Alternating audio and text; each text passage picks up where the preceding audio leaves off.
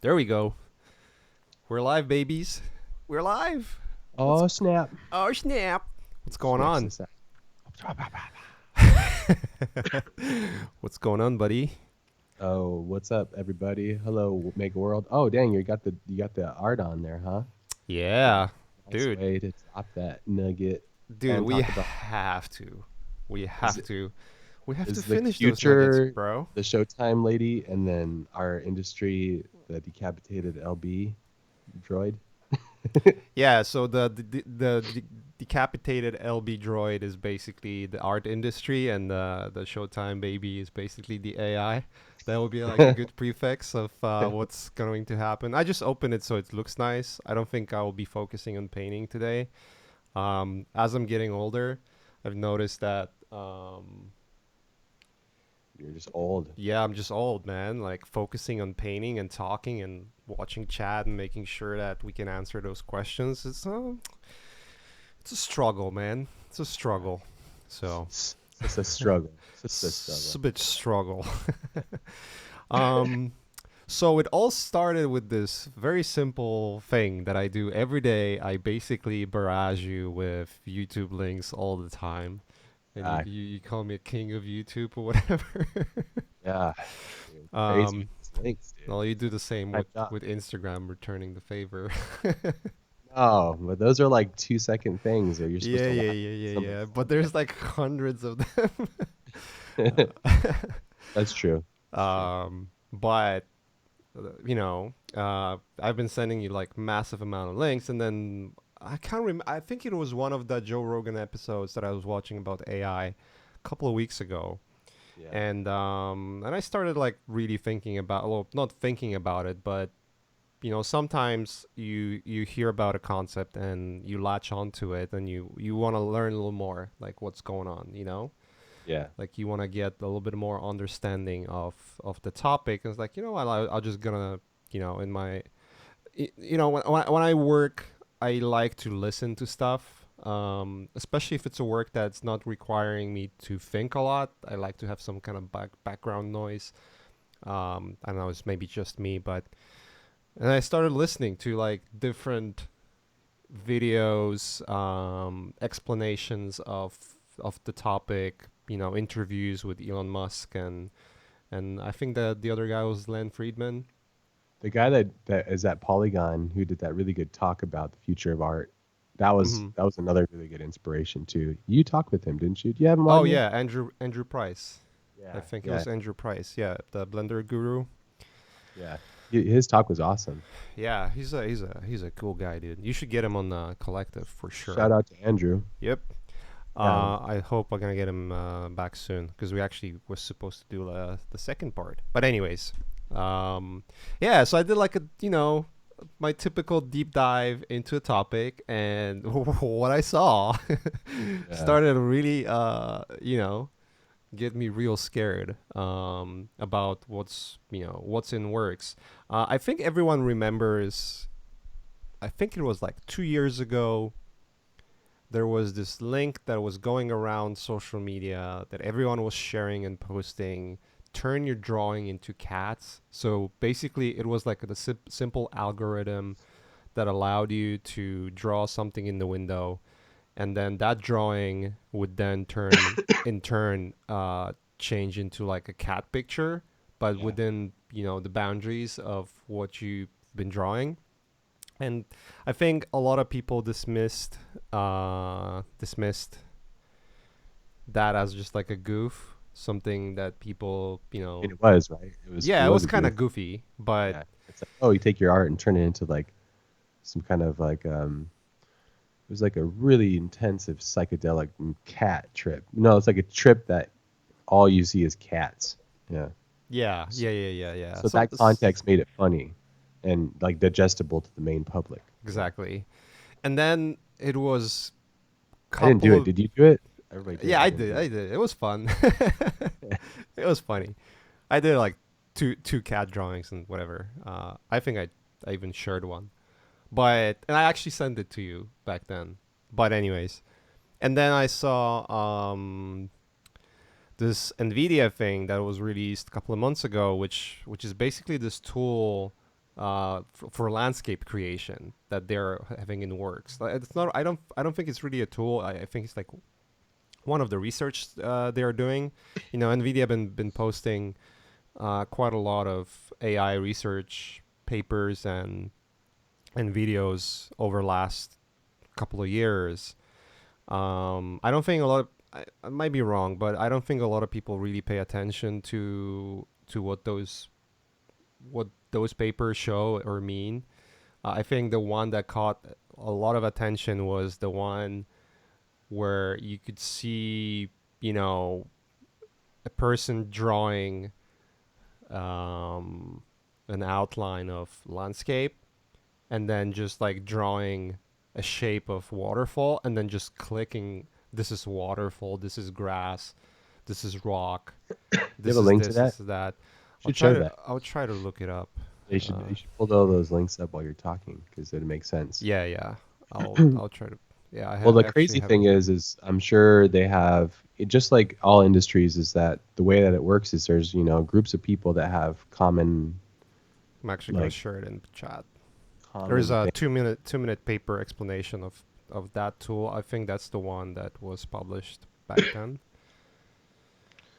And if you think about it, like these papers and all these things, they do take production time, so they're not on the cutting edge of what's actually out there. And companies like Nvidia and all these other companies, they thrive on the aspect of information, so they'll only show you Yeah, what they basically have as like what they want to reveal, what it's not risky to reveal to get you stimulated and excited, and then look at their brand as like this entity of a thing, that is to be respected and at the same time to be leading the way. yeah, So the thing is that we're not seeing all of the information, right? So we're not getting all of the picture.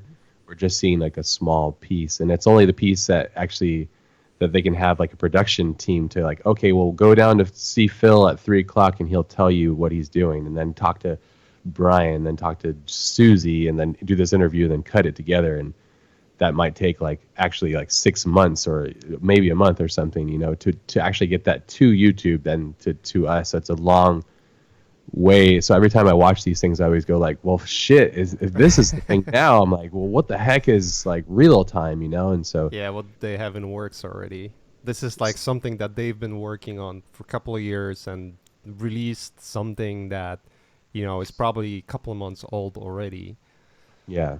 And the crazy thing about all of this stuff is, and the reason why we thought it would be a good topic to actually talk about this in this kind of structure. Well, podcast form is always really great to talk about these deeper, complex, more ridiculous things rather than like forum comments or whatever, because that's just stupid. But Yeah,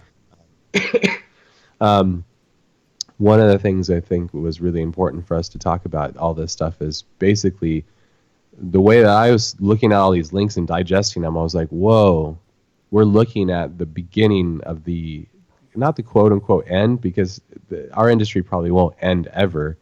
There will be a small part of it still intact for many years to come, at least for our lifetime.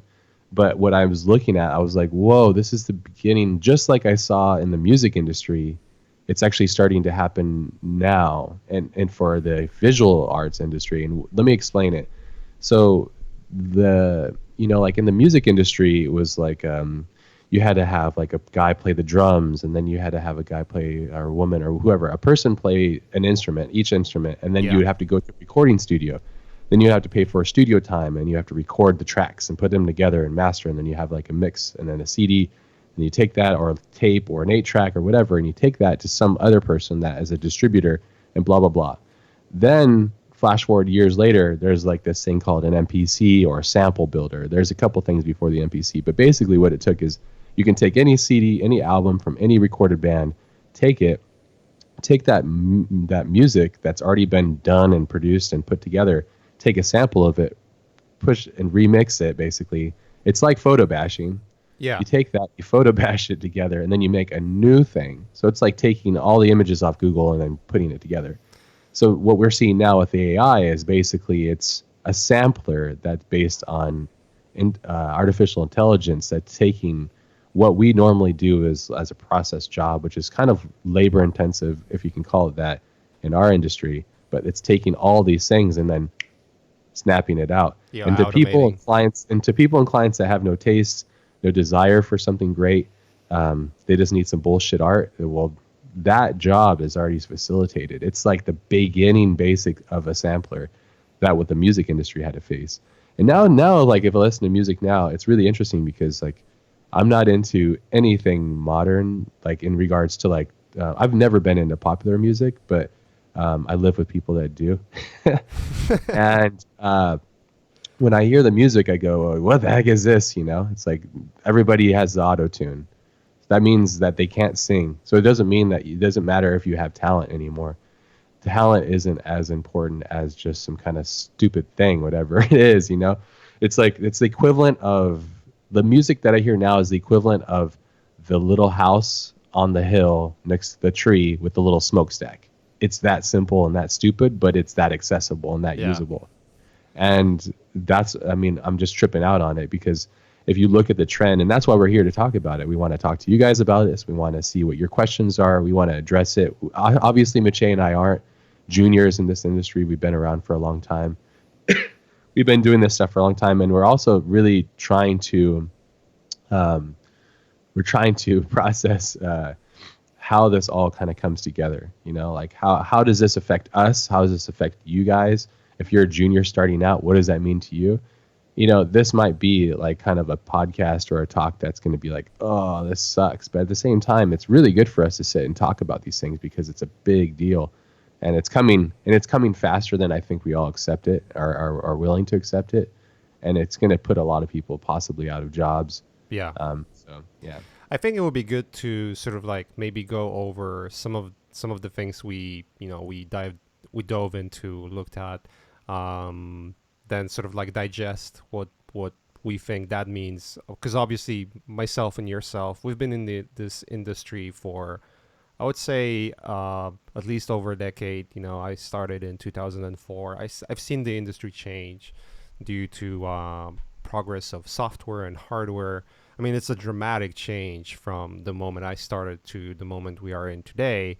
And to me, AI is something that is going to be even more dramatic and even faster. It will actually accelerate the speed. There's another topic that is related to it that I think we're gonna get into as well, which is, you know, as you mentioned with music, when the sampling started to happen with the popular music, you also have noticed that um, there's almost like a new genre of really creative artists, really creative musicians that know how to use it properly, and then those sort of like that became almost like its own garden of awesomeness on itself, right? So we know that people can adapt to changes, right? But let's maybe start with you know what we saw basically, because like the link I've sent, you know, that's one of the it's in the chat. yeah, it's in the chat. So and I obviously will add those links in the description later after we're done here. So the one I've sent was basically this research of photorealistic landscapes done in seconds, which is basically just like you know, you have two windows. One shows sort of like, you know, almost like a paint bucket outline with just shapes. Then you have a bunch of different options to choose, like, oh, this is going to be a tree, this is going to be grass, it's going to be sea, river, blah, blah, blah. And then you have almost like a what kind of weather you want to have, what kind of time of day, all that stuff on the Can't on show the it on side. your stream. Yeah, let me actually share my Should. screen with It's you. so much better than it Yeah. works. You're like doing reversal Neuralink on us here. Should Yeah. also talk about Neuralink as well. I'll put that in my notes to talk about that. I'm Yeah, yeah, excited. yeah. Let me know when you can see it. Yeah, I can see it.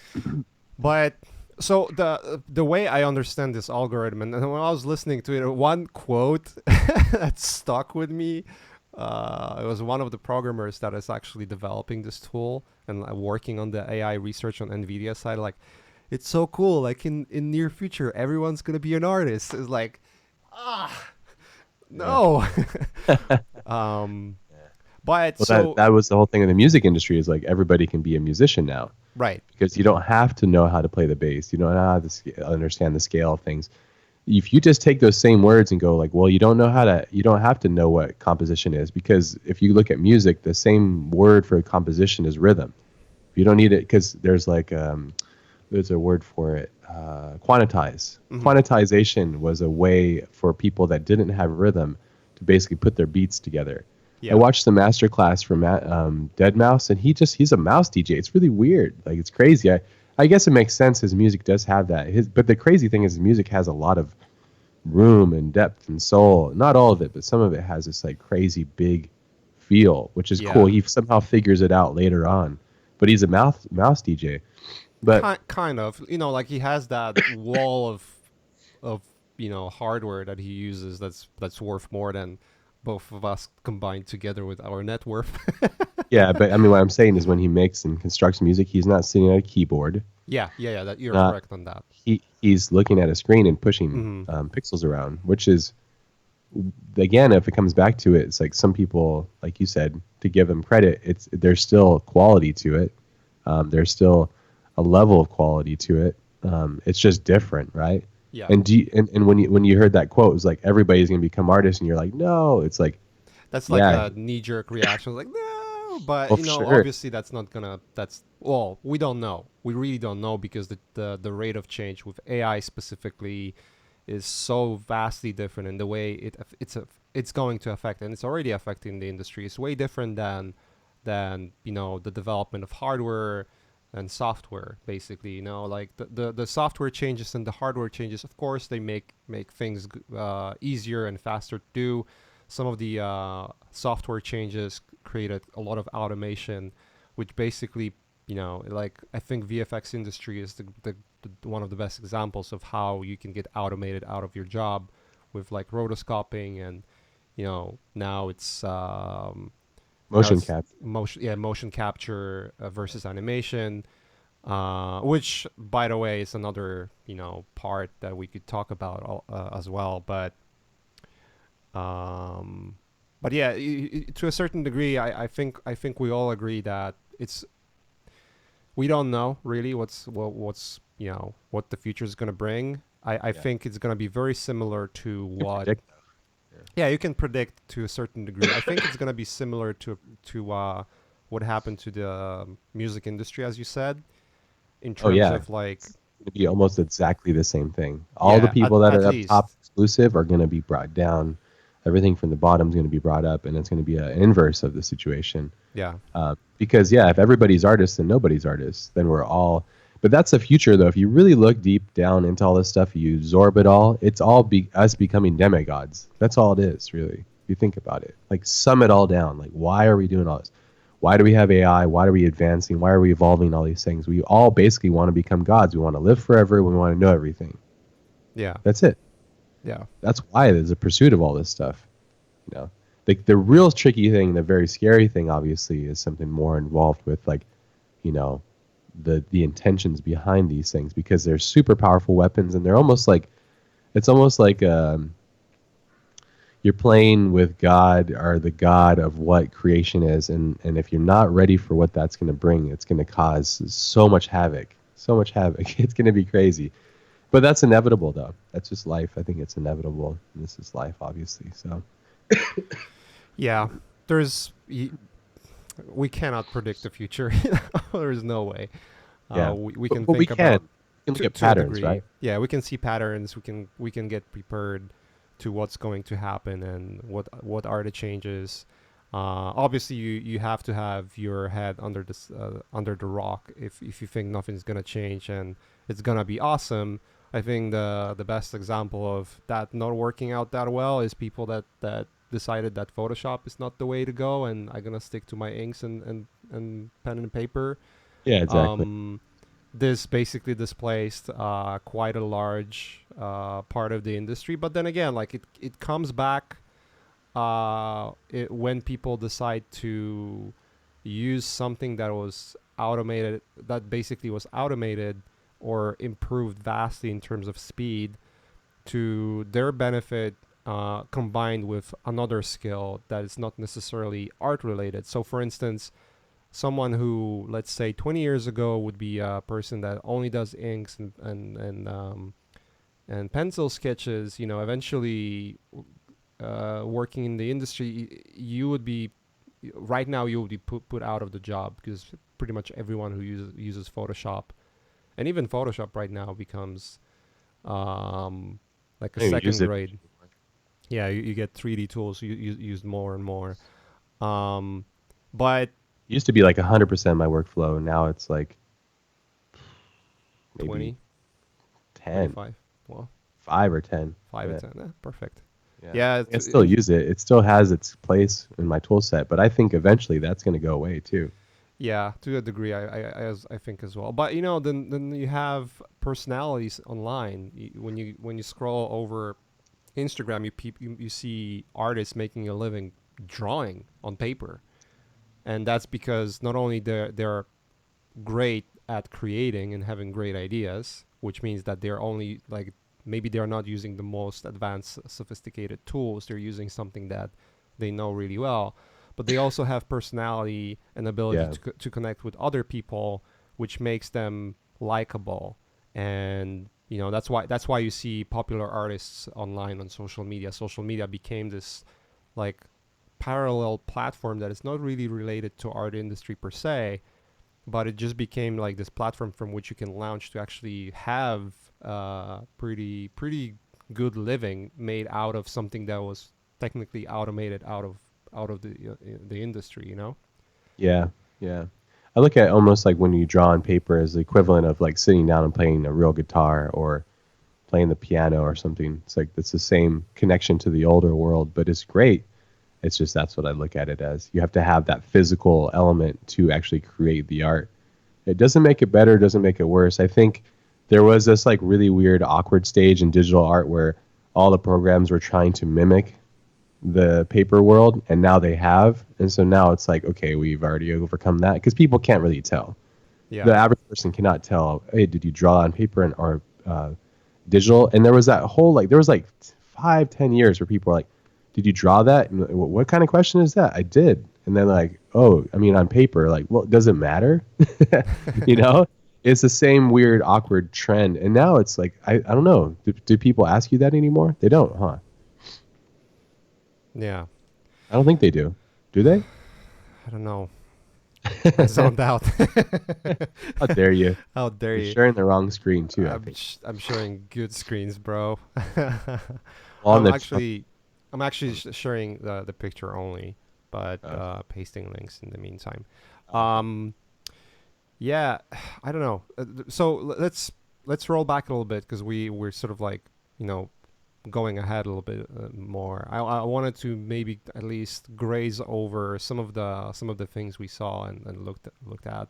I think there was two really impressive automation AI automation topics that were created. One was created by NVIDIA.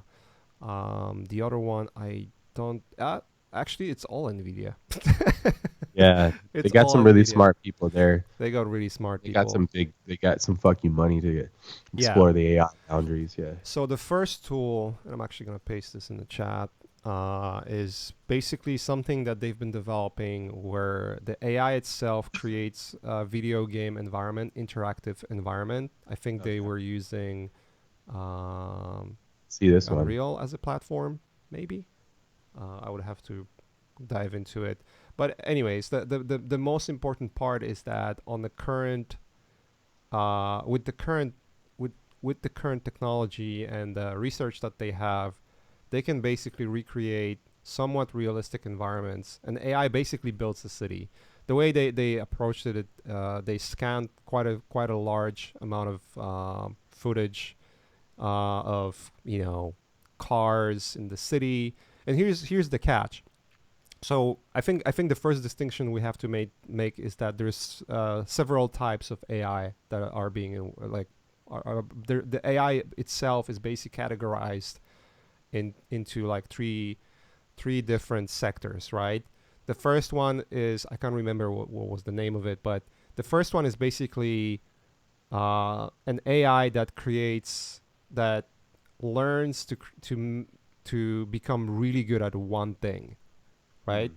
So it will scan a ton of footage, and then with that understanding, it will recreate something that it learned through scanning that footage, right? Or it will play a game and learn by playing this game and become awesome at it. So like, Like reactive AI.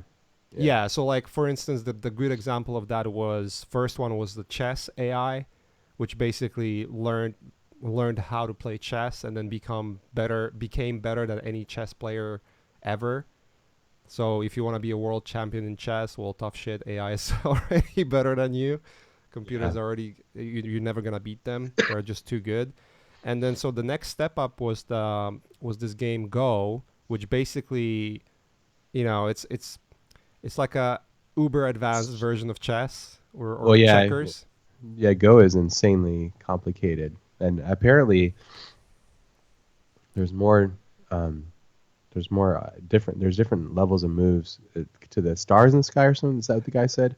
It's the amount of possibilities from different moves on the board that you can make, like the amount of different possibilities and outcomes is probably as much as the amount of stars in the universe. So it just gives you an idea how complicated that is. So they've built, I think it's DeepMind from Google. Well, DeepMind, it was the company I think UK that was then purchased by Google and That was now my is part name in of high Google. school. Deep mind. Um, and so those guys, we're kind of recapping that what's already been known for a while, but it's good to have that base. Yeah. Um, they've made algorithm, or they made AI to learn how just basically observe how the rules are played, and then learn it, and then play it over and over against itself to a point where it became so sophisticated that none of the best Go players could defeat it. Like it basically killed the game. But Yeah. shortly after, what they did and I think that AI was called Alpha. Um, and so the next or Go, and then the next one was AlphaGo or Alpha Next. I can't remember the names. Gosh, I should be more prepared for this. But Okay. People can research it too. basically they made the algorithm to not only do that within that game, but also apply the same ideas, the learning ideas, and basically work and learn other games. So any game you would throw into the equation, it would solve itself and basically became the best player in that game. So that sort of is like the first branch of where the AI is going next, which would be a general artificial intelligence. With general artificial intelligence is something that you're creating one AI that can be applied to everything. It's almost like mimicking what the human brain can do, right? To a certain degree, and eventually to a degree of how much we as humans can do and learn and how we learn. So that would We be should like the also general make a AI. disclaimer: we're morons and we only know this information from our YouTube yeah, links. yeah. That's a good disclaimer. We're We're not as bad where we absolute believe that Earth morons. is flat, so we're still a little ahead Yeah, of the curve, but we're still not yeah. scientists. So And then there's a superhuman AI, which basically is like so smart that we're basically ants compared. it's me. Yeah, that's us basically, and the AI researchers, and us. After going through all these links and stuff, um, where do you think this is all going? Like, I don't know, like the give me a 10-year stuff. estimate, I, backwards from 10 years. so let me say this. I think what we've been looking at, and that's the research for interactive AI rendered virtual environments, which is basically like, oh, like now we can basically make video game, sort of like generic video game replica of what's already out there, right?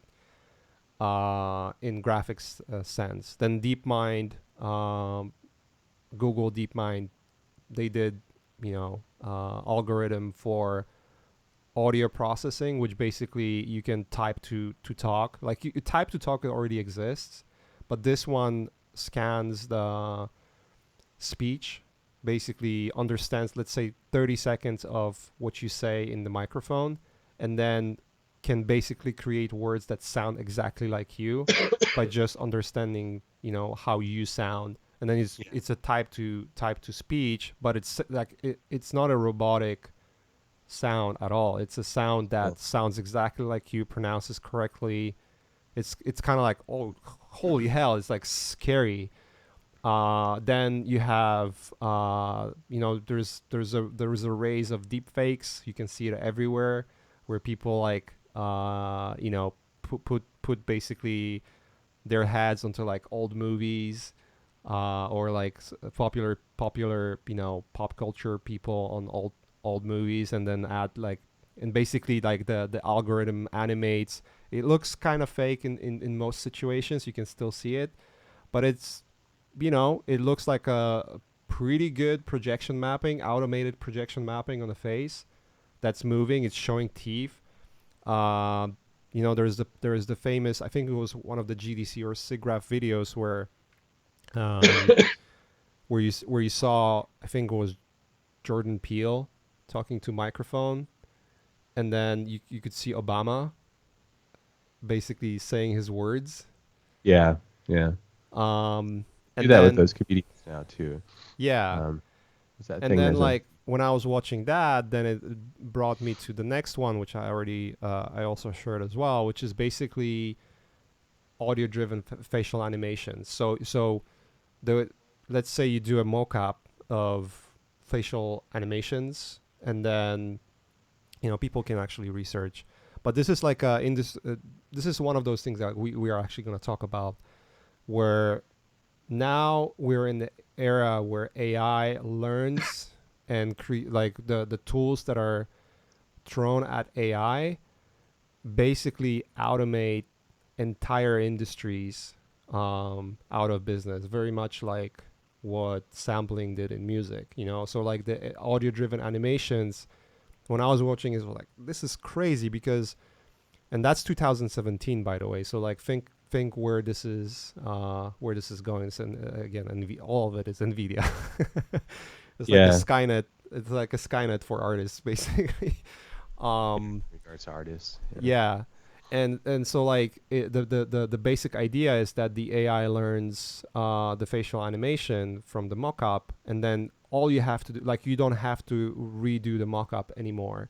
You just type, or like you just record audio, and that audio is being transferred into like actual proper animations. You don't have to touch anything, and it looks pretty darn convincing already. Like, it looks better than most of the video game animations that are done today, Yeah. which is very crazy. Like, obviously, video games move forward, but it's pretty crazy, like, how advanced those technologies already look, and how, yeah, it's like when you look at it, it's, I was sending you those things, and I was saying, like, bye to like animators, bye to like audio artists, bye to mock-up people. Yeah. Yeah, it is. It's and if you're not paying attention to it, it's gonna come and hit you super Yeah. hard. I think the thing is that it's distilling how simple we are. I think we all think, oh, we're humans, we're smartest people on earth, blah blah blah. Like we all, that's weird. I don't know. I don't think that. When I look at a machine, even like a dump truck, I go, no matter how hard I pushed, no matter how much I tried, I couldn't beat that thing. Yeah. It's designed to overtake me. That's just a dump truck. That's the thing that needs a human operation. There are, I think, autonomous ones now. Um, there's another thing. It's like, I think it's just simplifying things. You talk about the language system. It's like, yeah, our language system is very trivial. It's very old, and it's just simple, really. If you break it down, if you broke down our language, let's say English, to ones and zeros or to a code, I think it would be a very easy code to decipher. There are a lot of words, enunciations, ways of saying things, Yeah. um, fragments of words, how words go together. There is a level to that that's complex, but when you break it down, it's actually quite simple. When you break it down in comparison to other bigger tasks, and that's just one form of language. So when we can use artificial intelligence to help us build these languages or to decipher languages or to create new languages. Well, what does that mean for the language we have now? And that's really the key thing here we're talking about, is that what is the difference between what we have now and what's to come? And it's all about taking the simple things in life and removing them, removing the noise, and overcoming those, and then moving forward with advancements. And Yeah. that's the cool stuff, man. That's the juicy stuff, you know. I just think we think we're so advanced, but we're not, though, you know. And a machine will explain it and break it down for us. And the funny thing is that we're creating these machines. Yeah. We're So kind it's of like almost putting like we're ourselves creating out these of job. spaceships for us to like be. You know, it's weird. You know, I'm looking like way far away. You know, so Yeah. there's different stages of looking at it. You know, it's like for me, it's like we talked about this on chat, but it's like once we can figure out what a memory is and how to tap into manufacturing and recreating a memory, or sharing memories, or sharing experiences beyond our body, that's really when things are going to get very interesting, because once we can leave the vessel of our body, then that's a whole different like level of experience, you know. And I think that's really what eventually it will become, you know, because the body is like it's dangerous, it's weak, it's ever dying. Like it's great to have, like, I always say this is like a funny joke, but it's true. It's like I have a beard. My beard comes from my genes telling me like, hey, it's cold, put some hair on this body, but I don't need it anymore because we figured out clothing and the manufacturing of clothing. So why do we still have it? It's because our body is not keeping up with our We're still minds. monkeys. And our minds are so big now because of internet connection. It's going to get better with like a hyperlink or a Neuralink and all these kind of things, you know.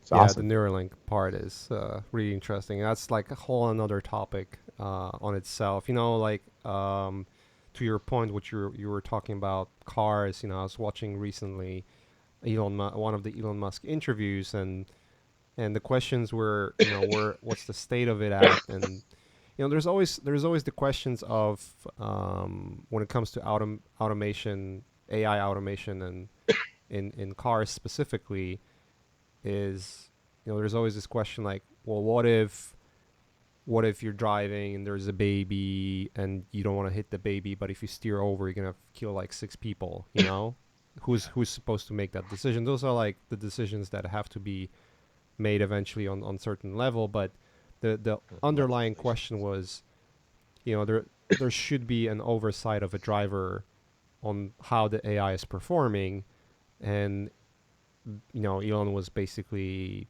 sort of like dismissing it by saying just, you know, right now, yes, because at the current stage of code, there's still not enough data for the code to fix itself. So you're still going to have situations where computer thinks that this is what's supposed to, like the AI thinks that this is what's supposed to be done, but then human reaction corrects that.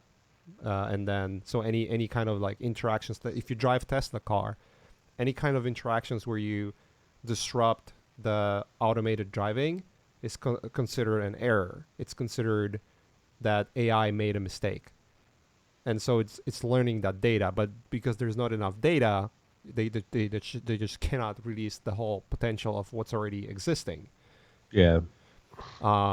Because you know, obviously you have to go through regulations. Driving a car, it's not like programming a new tool that will create waterfalls on the screen. You know? Yeah, and the whole car thing, it makes sense because let's face it, driving in traffic fucking sucks. And we don't fucking like it. So you gotta get that shit out of the It's true. experience of It's the true. human. It fucking sucks. I love cars. You know that. And I Yeah. I have a really awesome like raw car that I love to drive, and I don't want to remove that from my life. But you know, I'm considering getting a Tesla, not just because it's that, but it's like I love the idea of having a battery and all that kind of stuff and the Yeah. experience, and also just the brand is fun to be a part of, I think. But the driving experience, that's what I'm getting at, is all these things like rotoscoping. Who the fuck wants to do rotoscoping?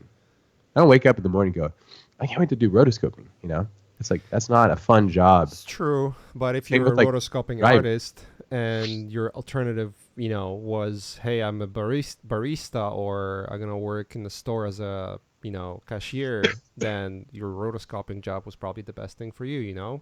Yes, but I will be here to be an asshole and say you need to aim higher.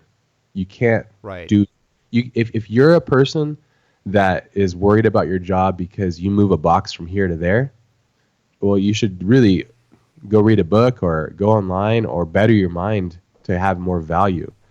I think, and this is probably super elitist and people are going to hate me, but this is what I I believe. already hate you. Well, that's perfect. The, but the future is in the people with passion. The future is in the people with curiosity. The future is for people that want to live. That's it. Right. You can't fucking be lazy. You can't. I will throw a monkey wrench into that logic, and to a certain degree, and to most, let's put it this way. That's probably, and we hear it about it all the time. When people talk about smart people talk about automation and AI, they almost all of them unanimously say that creative jobs are probably the sort of like the last bastion. Like just being creative overall is the last bastion of where it's going to be the hardest to automate that, because I was talking about general AI, and like the simple version of AI. What we're seeing with those tools that are released, and those ideas that we've been sharing here, all of that is, most of it is pretty simple in terms of the AI development. It's not. I mean, it's hella complicated. It's beyond my understanding at all. Like it's crazy where this is going, but it's not where the it's not as crazy as the to my understanding as where the concept of where the AI is going just yet, right?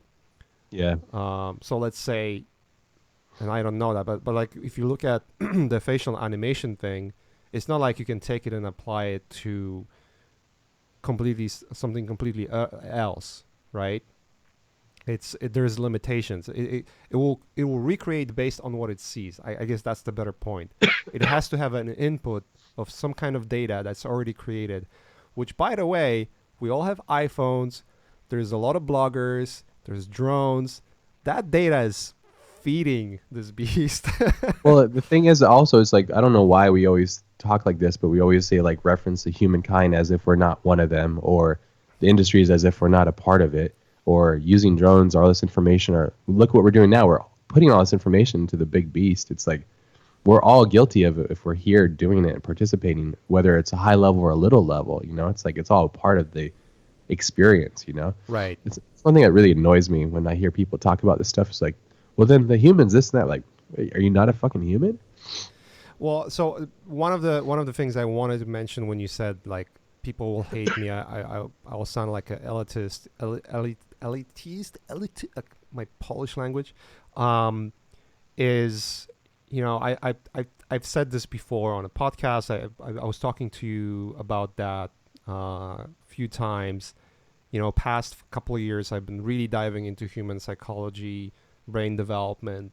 Just general interest in that field, and it like just getting to understand again, sort of like looking at the research that's out there, what smart people that are way smarter than me are saying, how things really work when it comes to human development, who we are, how genetics play massive massive role on how we behave, how our upbringing. I think the consensus is that it's basically 50, at least 50% genetics. There's epigenetics as well, which means the sort of like the memory engraved in your genetic code that is passed through generations.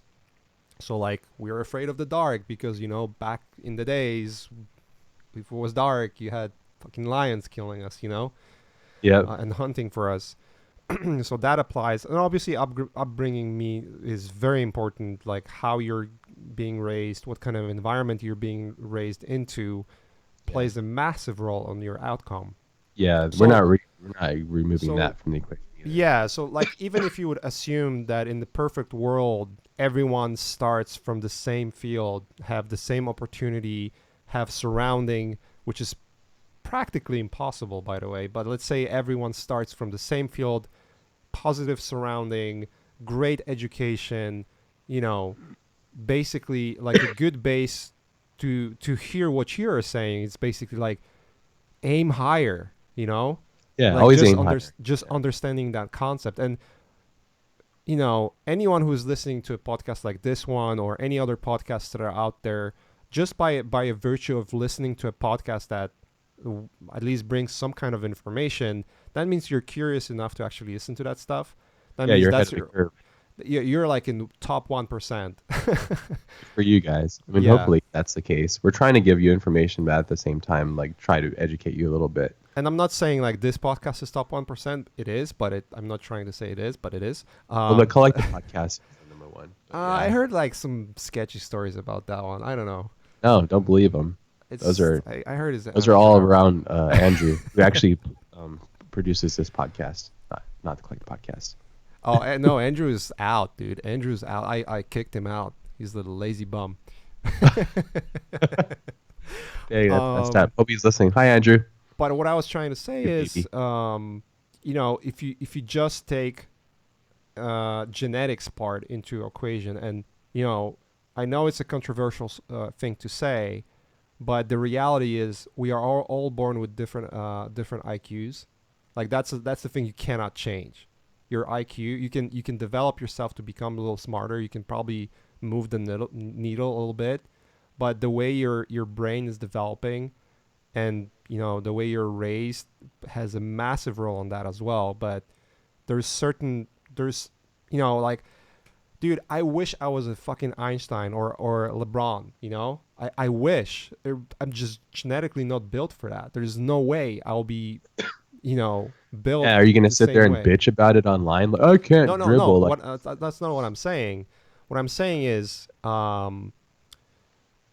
for myself, for yourself, for creative people, for people that have the character trait that allows them to be curious by default.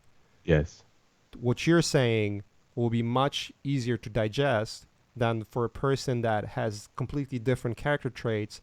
And let's say on a scale of 1 to 10, the curiosity is just not genetically built in them, you know? yeah. And you have to really look at that. You have to be curious. You have to want more. You know, yeah. I had there's a question there. Do we think that we're living 100% to our potential? And you should never say yes to that because it means that you're settling. You Yeah. should always want more. And what I mean by that, and I'm getting a lot of like, oh, elitist shit comments in here. If you think what I said is elitist, and you're mistaking what I'm saying here. What I'm saying is that the future is for those that are curious. You can be in the slums, and the reason why I think I talk and think like this is because even though I've grown up in America and I have a lot of resources to become as successful as I am, I started from very little to nothing. I grew up with a single mom in poverty situations, food stamps, living on the floor, like everything, basically almost homeless for a big part of my life. Yeah, because you're a And dope then motherfucker. and then now, like, flash forward to here, what I'm saying is I'm trying to shake people like it is possible. And don't be one of those like peoples that are statistics like, oh shit, I was doing the same mundane thing all my life, hating my life, and now my life is being taken over by AI. No shit, dummy. Like you can't think like that. You have to think bigger. You have to think, how can I be better? How can I add value to my species that I'm a part of? That's really important. I think Yeah. it's really hard because I mean the great thing is we have these conversations. When I was growing up, if I had heard these kind of conversations, I think it would have sparked something inside of me to be the best that I could. And that's why I sought out all these books and I was reading all these books, trying to absorb as much information as I could. And that's really what I'm coming from. It's more of a place of like, it's a loving place, you know. And I get it. Yes, we all have different things. I never said that we're the same or you're the same as me.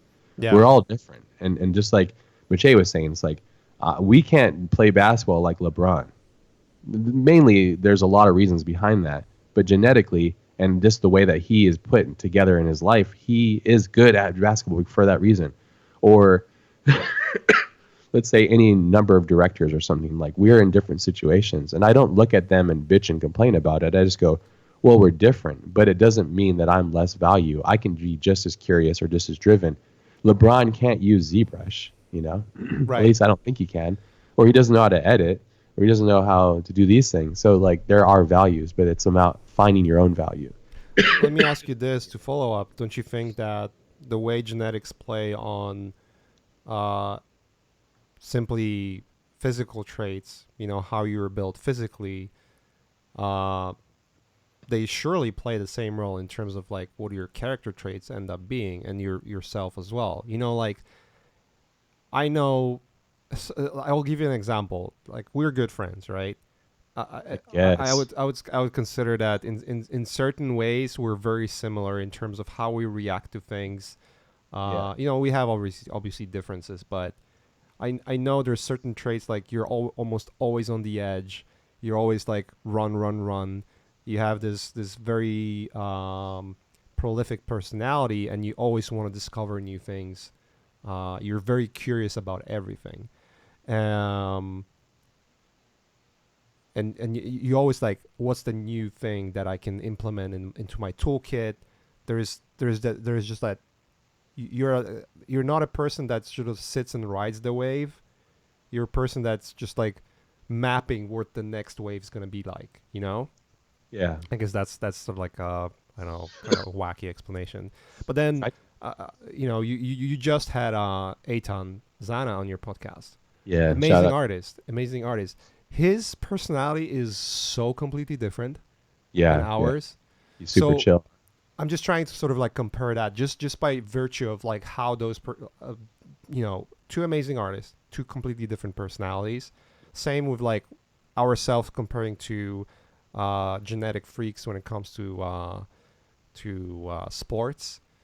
Um, I think Should embrace your differences though. That's what I'm no, getting at too. yeah, but what I'm trying to say is, and I see your point, and I'm not trying to say that that's where where you're coming from. I think what I'm trying to say is sort of like supplement your point, where it's like, yeah, be curious, stop bitching, um, you know, do something, like be curious, do something. And if you don't have a guidance, there's massive Oh, amount of different there's so much guidance now. resources to start with.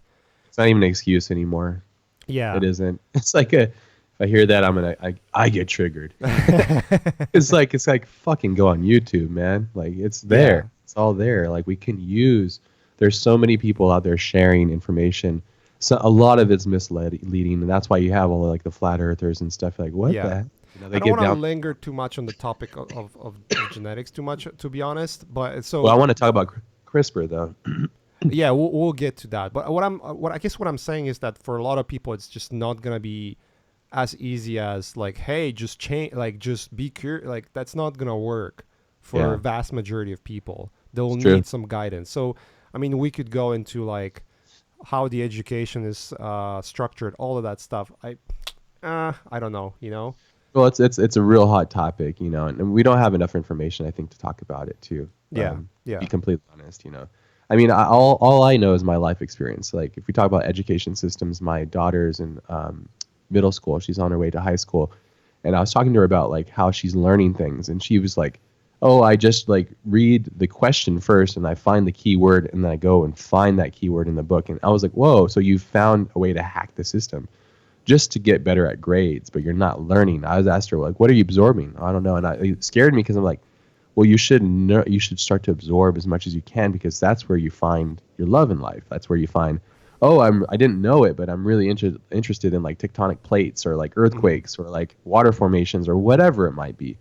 Because the thing is, you have to go through life with an open mind, an open curious mind, and then let that curiosity fill your purpose in life. At least that's how I look at it.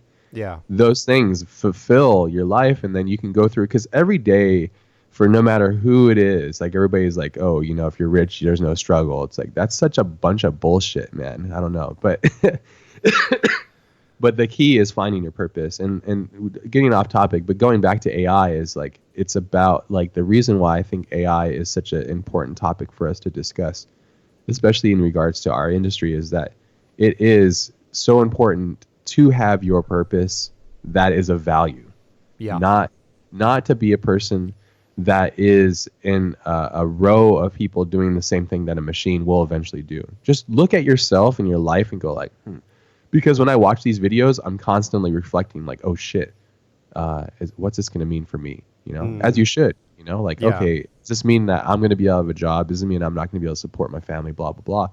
It's important to think like that because if I didn't, I think it would be really dangerous, you know. But when I watch it, I really think that the future is in the inventor. I really think so. And I think it's in us artists. So if we empower Yeah. one another, because it's like the crazy thing about what we do, if we're really doing it at our purest sense, is we're going inside of our minds. We're basically going through time and space within our minds. We're going like neurologically through another reality. We're creating and constructing, and then we're digesting it, and then we're displaying it to the world. That is the weirdest, craziest shit.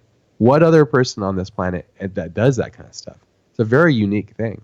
Hmm. Like where you can, because not only I encounter a lot of futurists, and that's cool because they just use their words. But we're the type of people that can use our brains and then use all these programs as languages to explain our ideas, and that's really fucking powerful. That's like, if you really think about how crazy that is, that's like very high level. It's very hard to basically remove that part of us, our value, you know. Yeah. So when I really think about it, I go, well, that's a real strong value that's going to be very hard for AI to actually manifest until true AI is born, and I don't know if we're going to see that in our lifetime, personally. Yeah. I don't think either. I think well, we actually don't know. Like that's the fun part. We really don't know. But I it, assumption is that it won't. Everything we see in terms of the development as well, that's not something that's going to happen tomorrow. That's still years to come. It's not like, oh, like the AI created video games. It's like, oh, I'm doomed. I'm in the video games. I'm doomed. Like that's not really how it's going to happen. Um, there's obviously an acceleration in the rate of how things are progressing, but then there's also acceleration in rates of how easy and accessible those things are as well.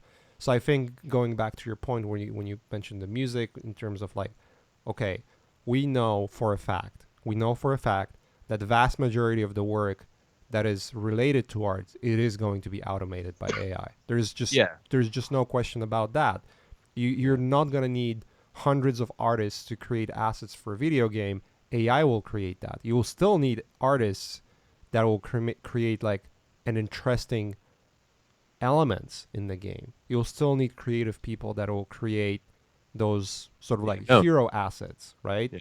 Yeah. Or, you know, What is that though? Let's break that down really quickly. Sorry for interrupting, but what is a hero asset? Because that's something to value. But like, what does that really mean? You know, so like Sid Mead's influence on Blade Runner. Let's use that as a good example because we all know that.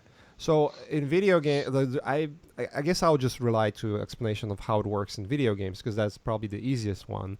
When you think about hero asset, is basically when you play a game and you see the environment you're playing in, and let's say, um, I don't want to spoil The Last of Us for you, but there is, let's say in The Last of Us, Don't in spoil one it. of the maps, you approach a very important building, right? Um, and so the hero asset would be that building, and so you would have artists to make sure that this building is done on like the highest resolution. It has the awesome texture. It's crafted with the lighting correctly. You have the lighting artist create, you know, it's almost like you're crafting a movie shot in a way, right? You're Okay. basically creating everything around one specific thing that is really important to the story. But then you also have the bunch of other buildings that are surrounding this building. You have trees, you have grass, you have random trash laying around, birds flying. Those are like the regular assets that you don't need to have someone who's going to be spending a lot of time to making sure that they're done in like the highest quality because they're just faint in the game. They don't matter as much. Um, so in video games, it's basically important asset that is important for a story. It's designed well. It's something that is doesn't require any I think it's design really close input. to being taken over. To be honest, that sounds like it's something very, especially with like especially if it's a fucking building, you know, Right. like Building is like the simplest example. But let's say value is in the imagination though. right. So let's It's in the say Sid Mead kind of thing. That's why I brought Sid Mead, because Sid Mead is one of those creatives, especially if you look at in context of the time that was created, or like Ralph McQuarrie or John Johnson or whatever. All these guys, like, you can really tell, you can feel their imagination when you look at their work. right. That is value right there. I That is think having original thought. in the That's original current thought. state, something that is like something like Blade Runner would be okay. Blade looking back at the original Blade Runner, Tyrell building would be a hero asset, whereas Yeah. like street level, there are some street level elements that look really cool, like the Yeah. columns, the vehicles. Those would be hero assets, but then like paper that lays on the ground and some of the neon lights that are like TDK or Nike or like whatever, Yeah. like the regular ass neon lines. There's like fillers. Those would be like regular assets, right? Of course. So that's sort of like distinction between, and the chopping block right now is the regular assets. Like that's for granted it's Yes. going away. And Well, that that's all procedural stuff. You see it now. I right. mean, people are mentioning it in Far Cry using Houdini to create procedural elements that then feed the thing. I mean, Correct. that's why the tools like Houdini are, I believe, to be the future. And that's just something that you should definitely start learning and diving into, because that's really like the God program so far, because it's a Yeah, program that it's can pretty darn s- good. simulate those kind of things. Because, you know, say like watching Inception, for example, like when the world bends in on itself. The thing is with all these things is we're basically realizing that the fabric of our reality is oftentimes mundane or repetitive. Mm-hmm. We can only like my view of the world, of my own experience and view sight, like even if, like I was out in Mojave, and you could see for miles, like hundreds of miles, because there's no trees, so the Yeah. resolution's clear. But when I'm in the forest, I can't see shit. I can only see like, you know, maybe 50 But feet or so. so I would throw a question. Imagine now everything is Mojave. Like imagine you're in a world where every like when you go to Mojave, it's like I saw the photos you made. It's like oh my god, it's stunning. Same like when you go to Yosemite, it's like holy god, like what the hell, right? But then imagine if the whole world was built like that. That would be just you would get used to it real quick. I'll be Yeah, like, so it's not impressive anymore. well, of course, that's normal for us, because all we're doing is taking in information and we're repeating it. We're basically going, that's a mountain. Even though we've never been there, our minds go, that's a mountain, Yeah. you know. And that's what we do with art. Oftentimes it's like, and that's a big problem with art when artists create art, is they go, they work from their imagination, but their imagination isn't filled with enough information. You can see it in art where it's like, it looks weird, a little weird. That's like, oh, it's because you haven't received enough Yeah. And I information think to make AI is gonna be perfect. Like when yes, it go, for getting things started. Yeah. yeah. So when it comes down to the positive aspects, because we're sort of like talking well, quote unquote negatively, we're just sort of like discussing the possible reality of where this is going. But I think the biggest positive part is that, you know, when you create art, I create art. You create your movies. I work on my own stuff. Like we're always every now and then I see that chat message like fucking drivers like software It's the and you're worst. like getting frustrated that you cannot express what you really want to express because this thing is crashing, the render's taking forever. I think those things will get like go away, I and the hope so. AI will replace it and make like the imagination much easier to be expressed, Yeah, which is amazing. But that's it also means if you're in the camp of I have a job, I work in this company, I'm making good living, they pay me well, I'm doing 3D art, like, or I'm just drawing, it's pretty awesome, I don't need to do anything. Like if you're in that camp where you're like not, again, like going back to your sort of like asshole approach, like be curious. yeah, yeah. This is You like, might be in the rude awakening. I guess that's what we're trying to say, oh and yeah, yeah. we just don't know Trying to how save soon you that's gonna happen. It's gonna happen very eventually. soon. Now, Yeah, whether it's I've gonna happen in a seen. couple years or in our lifetime, that would I be think in 5 years interesting. or so. I'm looking at it and I'm thinking in 5 years there's going to be some pretty big paradigm shifts that's going to happen. 5 to 8 years, I'd say, because I've been in this industry for like maybe 8 years now, Mm. and man, it's so I started working at a studio called Prologue. Prologue was really big on doing design, style, title sequences and stuff for movies, and the most amazing ones are still yet to be touched, like Seven and all these great, really great title sequences, like really high level, beautiful pieces. Yeah. But the other day, I was like, my one wife and I were celebrating our, I think it was our 10-year anniversary, long time, and she showed me a video that Facebook had automatically put together of all of our images and text, and there was animations to it and like music. And mind you, that the art direction wasn't great, but it did a thing for free. It did a thing for free that a company that I worked with, that was what they would charge. It changed that much. Facebook had already automated about like 30 to 40% of what that experience is, so people can just get these things Yeah. for free. It's really crazy because it devalues. Yeah, one of the videos I've sent you had the same topic. It was comparing one of you know that uncanny valley shot of Princess Leia in, I think it was Rogue One, at the very end of Yeah, the movie, and so someone actually used deep fake, which is like this free app where you just slap someone's face on top of the video footage, and it sort of like somewhat AI somewhat automatically processes it to make it as real as possible. And by the way, as it's doing it, it's learning what works, and what doesn't. So over time, it becomes better and better. Um, you look good but human. dude, that was like a person spending half an hour or an hour to get it done versus hundreds of thousands of dollars of VFX. And Just like the for fakening. Fakening is the same thing. right, and for an average person, it's like it looks the same. Yeah, and especially since a lot of times we just consume things on phones, and the phone resolution via like Instagram is shit. It's horrible quality. So like you, like I had a friend the other day. He doesn't know about how what we do or how we do these things, and he's like, he sent me a video, or no, it was a picture of a guy with handcuffs held by a cop, and the cop and him looked identical. And he was like, "Whoa!" Like his identical doppelganger from the future has arrested himself, you know.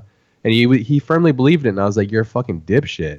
I was like, "But that's photoshopped," and he was like, "No, it's not." And I'm like, "Dude, look at the pixels, dude. Look at that pixel right there, and look at the other pixel." So I have a trained eye to look at pixels, you Yeah, know. And then yeah. I eventually explained it to him, like, "No, and he's like, "Oh, it's changed, or their shadows kind of changed." Like, no, they can do these slight adjustments to make you think that, but it's not. And so, what I was getting at is that the resolution that we receive things on are really our small little devices, like our phones and stuff, aren't very great. They're not like full immersive, three-dimensional HR, like Magic Leap, or whatever, these goggles, these experiences that are more finite, basically, Yeah. or being in a movie theater or something like that. Um, you can fool a lot of things. I mean, the whole fakening thing that was like that Joe and all those guys are going on about. When I watched it, I was like, oh fuck, that's pretty crazy. I mean, it looks like shit, but at the same time, it's like it's not too far off from being really interesting. It's where it's at. It's already, in some shots, it's like, oh, it's pretty convincing. Yeah. Like in some shots, so you might just think like where this is going in a couple of years. There was this interesting topic as well where there's definitely going to be a point where, especially with like the deep fake, the audio to face animation using someone else's face, like the that example with Jordan Peele saying words and then those words appeared on Obama's face, like that's that was looking pretty convincing already. And so the topic was, you know, if AI, and it's not if, it's when AI becomes so sophisticated in terms of uh, calculating how things look to much higher resolution, you'll just visually not be able to, like, just from the inputs we have as humans, the limitations of our vision and hearing, you're Yeah. not going to be able to tell the difference. So then how do we protect ourselves from just basically being fooled all the time? That's maybe where you're going to have like almost like a like a like a sort of like a Bitcoin algorithm where it just like it creates like a very specific code that's authentication, that's the real thing versus everything else is fake, you know. That would be very interesting, but that's a completely different topic when it comes to where this is going. I think the gist Sometimes of does it matter at all though? It's like that's yeah, I another. don't know. I Well, I guess don't it think so. matters for politically. It Oh, can of be course. kind of Yeah, groundbreaking. I don't. it's a whole nother topic. Yeah, that's why I'm saying Morons it's like a running that stuff. whole other topic. Idiots. But I think the sort of like the main takeaway here is, you know, just basically just by an observation where the things are going from the development point of view. I think it's very safe to say, coming back to what we were talking about, that if you're in a position where you're not, your work is not requiring creative input, you have to start rethinking where you're at. Like you just have to. Like it's not a matter of like, it's not a matter of if anymore. It's a matter of when Yeah. at this point. Good point. Yeah. Yeah. Because Good it's point. gonna I happen whether think you like it or not. And we can go down into this rabbit hole of like how this is gonna be solved politically. Because before we actually reach that point where it becomes like a massive problem, and granted, arts industry, it's not as big as like say automotive industry, for instance, or retail. is it not? I think it's pretty No, big. it's compared to like, I'm talking about like designers and all of you that. It's think a there pretty like big industry. it's a sizable, but compared to how many people drive cars for a living, I wish we knew this in these numbers instead of just because I yeah. don't know. Like, I feel like every third person I meet is like I'm a designer. I'm well, like, oh, because you okay. meet with people that are interested in the same thing that you No, are like most of random the time. strangers though. Yeah, random strangers. Well, But I don't meet that might random be strangers. that might be like the LA area in general, where everyone's an artist and tries to Don't be go an to artist. LA. It's like everyone's a writer. It would be nice to have that information though. Does anybody in the chat know about how many designers and artists are Do you, just so creative? let me ask you this: do you think there is millions of artists that are working professionally in the United States? I don't think there's more than a couple of 100,000. I think so. I think so. And the reason why I think so is there's a lot of art that's being created that you're not aware of. You know, like you put on the channel and you watch like House Hunters International or something. There's an artist that has to make all that design and the motion graphics I and don't all that know. stuff. Like it's I don't think there's I think the relation of how many people work in arts in general, or art where you have to create assets, basically like you have to work in Photoshop, whatever, to a certain degree. I think it's smaller than other industries, like sizably smaller, but I might be wrong. Yeah, I don't live in LA, by the way. Everybody says I live in LA. I No, you don't. don't. But LA LA is sucks. getting LA is getting bigger like diarrhea. You soon gonna be in LA. Yeah, it's gonna eventually. I will be in LA. Yeah, but I won't move to LA. LA will just move to me. It's all it's real, baby. Uh, LA doesn't suck. It's oh no, LA's got some epic things. It's yeah, a really yeah. great. It's just I think what I It's hate the just most about. way. It's like it's becoming so crowded. It's like way overcrowded, and it's so expensive. Yeah, Um, that's another thing I want to talk about too. Is with in regards to all this stuff is when I first started, everybody's like, oh, you have to move to LA or you have to go to these no, hubs. you don't. Look how crazy that is, though. That happened within 5 to 6 years. The paradigm shift and change. I mean, we are obviously a little bit on the cutting edge of what we're experiencing as artists. There's a lot of people still working in studios, and that's fine, and that's important because you have to have that synergy and have that.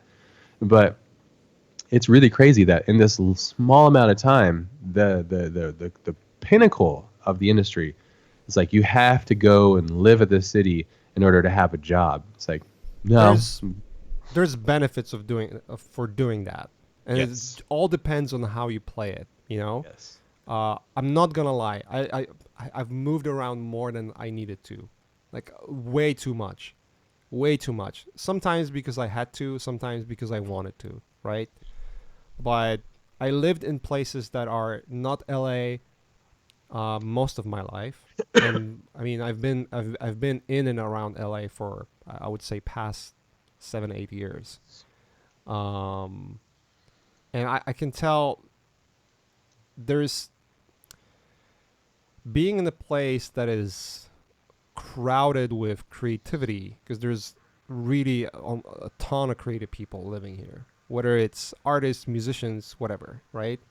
But being in an environment like that definitely helps if you have a personality that gets influenced with your surroundings. So, for instance, if the ability to see that something's going on, like people are actually producing, right?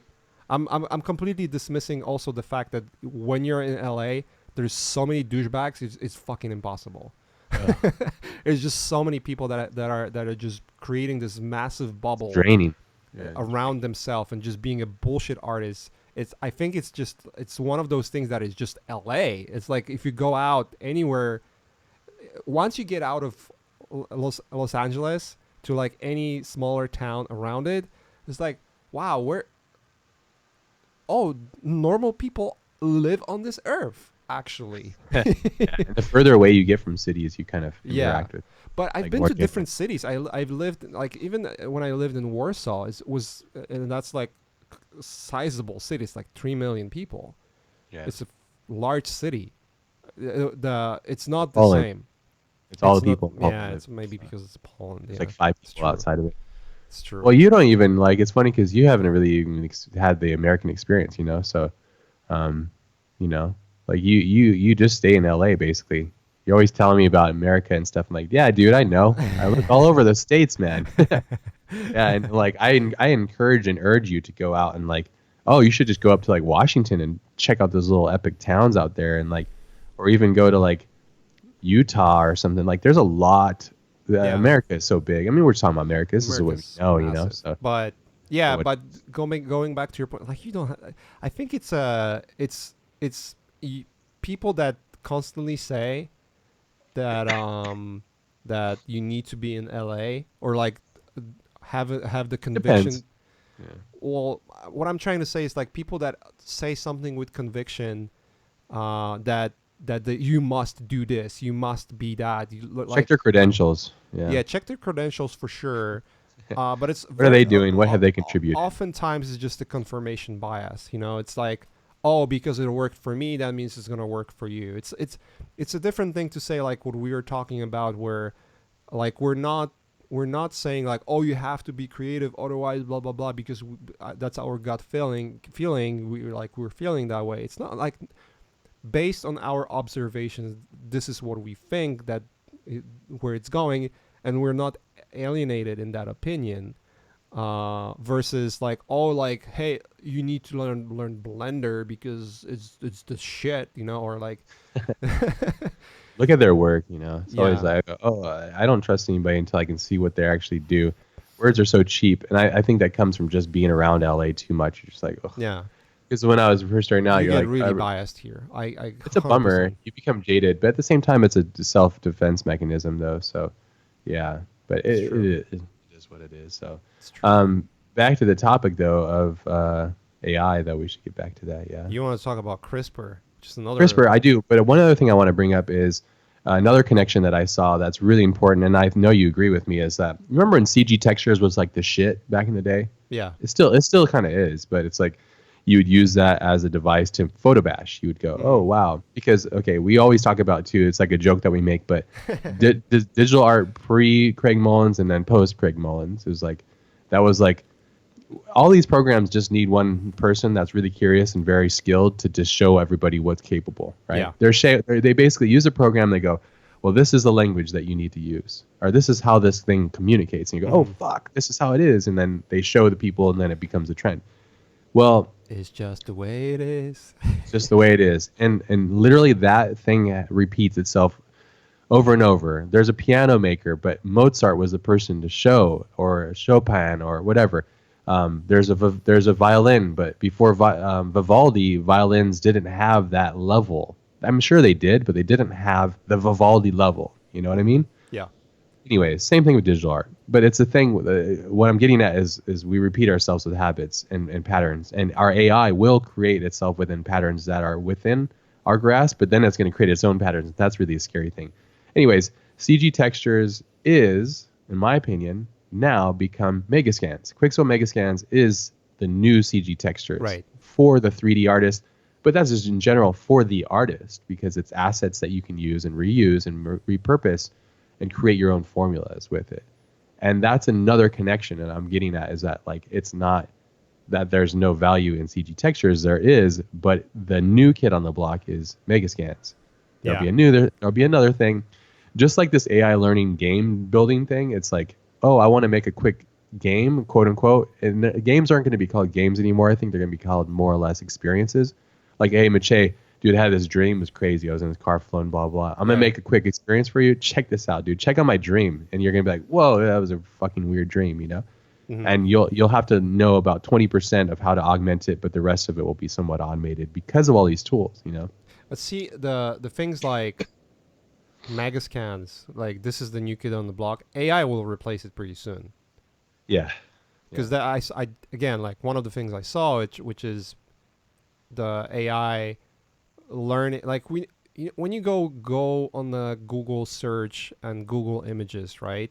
Oftentimes you type something, and people, I hope people are aware that the search engine by itself, it's AI as well. It's a self-learning engine, Google engine. You know, it's like I remember first time they've implemented the ability to basically drag and drop a picture into a browser and then do a similar search, and you would look at images. And so like it started with images, usually were images that were similar color, like color palette.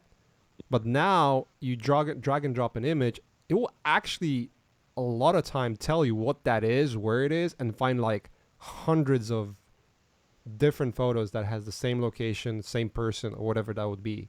Yep. Like if you drag and drop a person that has image presence in the Google Images, it will tell you who that is. It will pull up all the information about who that person is and find like hundreds of photos of that person, as well as photos that are similar looking, which, for instance, if it's a human in the sunset, for instance, it will find another human in the sunset and hundreds of them, and very similarly framed, all that kind of stuff.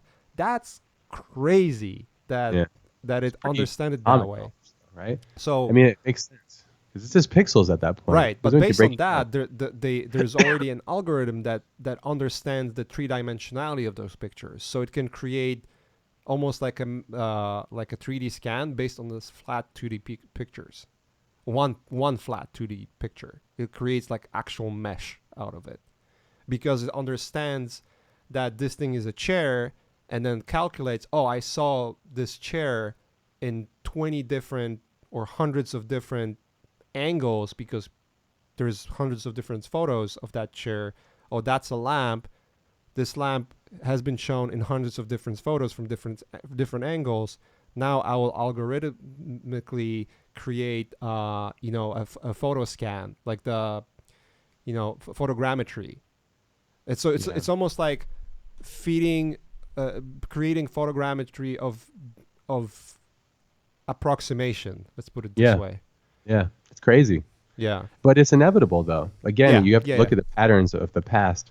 I think the real crazy thing and why people get so scared and they're like Skynet and guns and blah, blah, blah. I don't know if it's going to necessarily be that. It's going to be more or less unraveling the fabric of what we know as being existent. It's going to unravel. I think a lot of people that are religious are going to be like, oh, my goodness. Like, it's going to unravel all these things, and I don't blame them because it's going to be a shell shock. But it's almost like as a kid, you like, your parents like, no, Santa Claus doesn't exist. Like, what? Whoa! No! Like you broke with that reality. Santa Claus doesn't exist? What? Oh shit! Sorry, I have to tell you, Santa Claus does not exist. It's just a consumerism thing to get you to buy more shit on a certain particular day. So just so you know. And for the word for all you, if you get all triggered about that, I'm not relating religion to Santa Claus. What I'm saying is there's a paradigm shift within your own reality. And it is going to be as severe as what a kid experiences, or like a person finds out that their spouse is cheating on them or something. It's going to be like, oh my God, it's going to shake the roots that they exist under, So be ready for it. That's why I think it's important to be ready for it and to look at it. There's a lot of this resistance and all that kind of stuff that I see and encounter with this stuff too. It's like the same thing that like we talked about, like artists that use paper, which is awesome. I have a bunch of friends that are amazing illustrators that still use paper, and that's awesome. But then like it's almost like them going like, why would you use a Cintiq, and then fighting against that. But a Cintiq is just one step closer to really what it's going to be, which is I put a like an immersive goggle on, remove screens, and I lay there and I just kind of make shit. But Yeah. But if you go down to the least lowest common denominator, well then what value is that? It's something I think about all the time. I miss the boat with being like a professional photographer. I realize that as good as I can be, and as much as I want to be one, and maybe I'll try my best to be one. The photography industry is just like the music industry. Once the cell phone and then digital and all that kind of stuff, the abundance flooded the marketplace, and then it wasn't unique to have a camera, and therefore the value of it Yeah. diminished. The same thing's going to happen to what we do. The difference is we have to have our individuality and our creativity, and harness that and foster it and share that joy and that love, so we can all build our own imaginations and be better at that, you know? So I really can't wait. As you mentioned earlier, I cannot wait for these programs to get better. I can't stand like drivers or errors or all these kind of things. Or like somebody mentioned something about like real-time renders. I mean, dude, like are like the like is well, I'm using Redshift right now, and one of the scenes in Passage took like 4 days on like 8 2880 Ti's or something. It's like that's ridiculous. It took like 900 frames, which was like maybe a minute or so.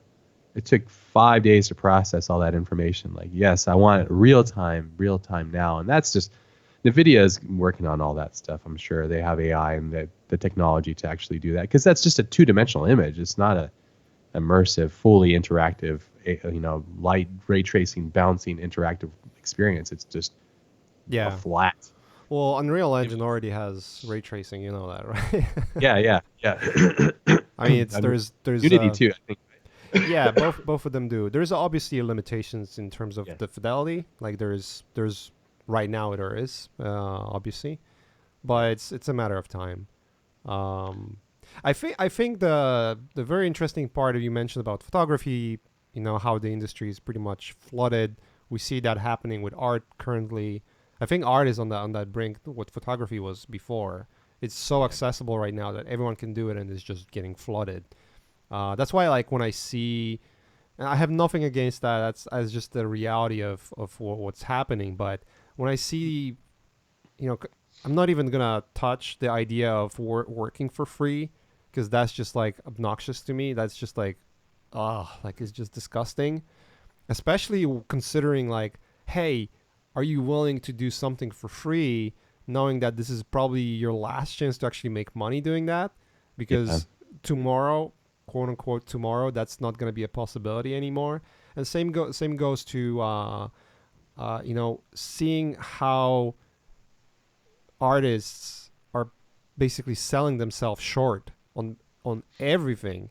yeah, And I think a vast majority of that is just like trying to get that feedback of acknowledgement, like, oh, this guy's awesome, he's selling tutorials for $2, It's like, yeah. That's a yeah, huge like a lot of people problem. pressed like, therefore I'm successful. Whereas like, oh, I didn't make any money on this. Yeah, look at the data. If people aren't there, I mean, that's a real big problem. Is diminished value of artists. I think that's really fueled by insecurities. Yeah. I mean, I don't blame it. Like people like that sell their Gumroad tutorial for $2. I just wish they didn't.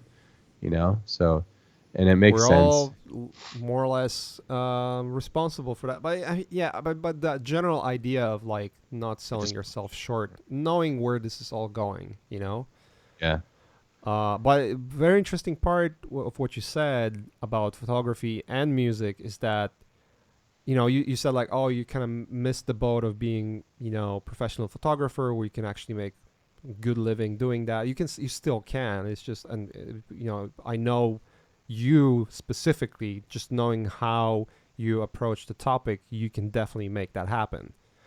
Um, but I think that's sort of like, that way of thinking is just us being pretty much adjusted to the current type of how things work, how the industries behave. yeah, So You take photos, that means you will make money taking photos by becoming a professional photographer. You Yeah. make music, that means you are becoming professional musician and you go touring. About it's just like patterns of how things, how the tools are used, how the creative tools are used to become a career, right? Yeah. Uh, where I think the real possibilities are out there and unexplored of using those tools in a completely different manner. And and so good example that is like something that you can latch on right now. It's like, okay, I take photos and videos, that's my passion. I'm not going to make money doing that, or, it would just take so much effort to actually make this my professional endeavor that is just like not worth it, because I already have this, ongoing job that works for me really well. I love being an artist. Like just comparing like for instance, what you're doing. You work for films. You do all kinds of work that is creative related, and then the photography and filming is your passion, right? Yeah. But here's the thing: knowing how CGI is progressing, and how easier and easier it is to make certain aspects of CG realistic by not having a vast majority of resources at your disposal. Let's say you don't have to have 20 artists working on assets anymore. You can have one person do it. Yeah. Same like when you're doing your movies, you basically work with two, Just a three, friend and I. yeah, Yeah. like there's some films that you did like there was more people involved, but it's usually a very small group and they look amazing.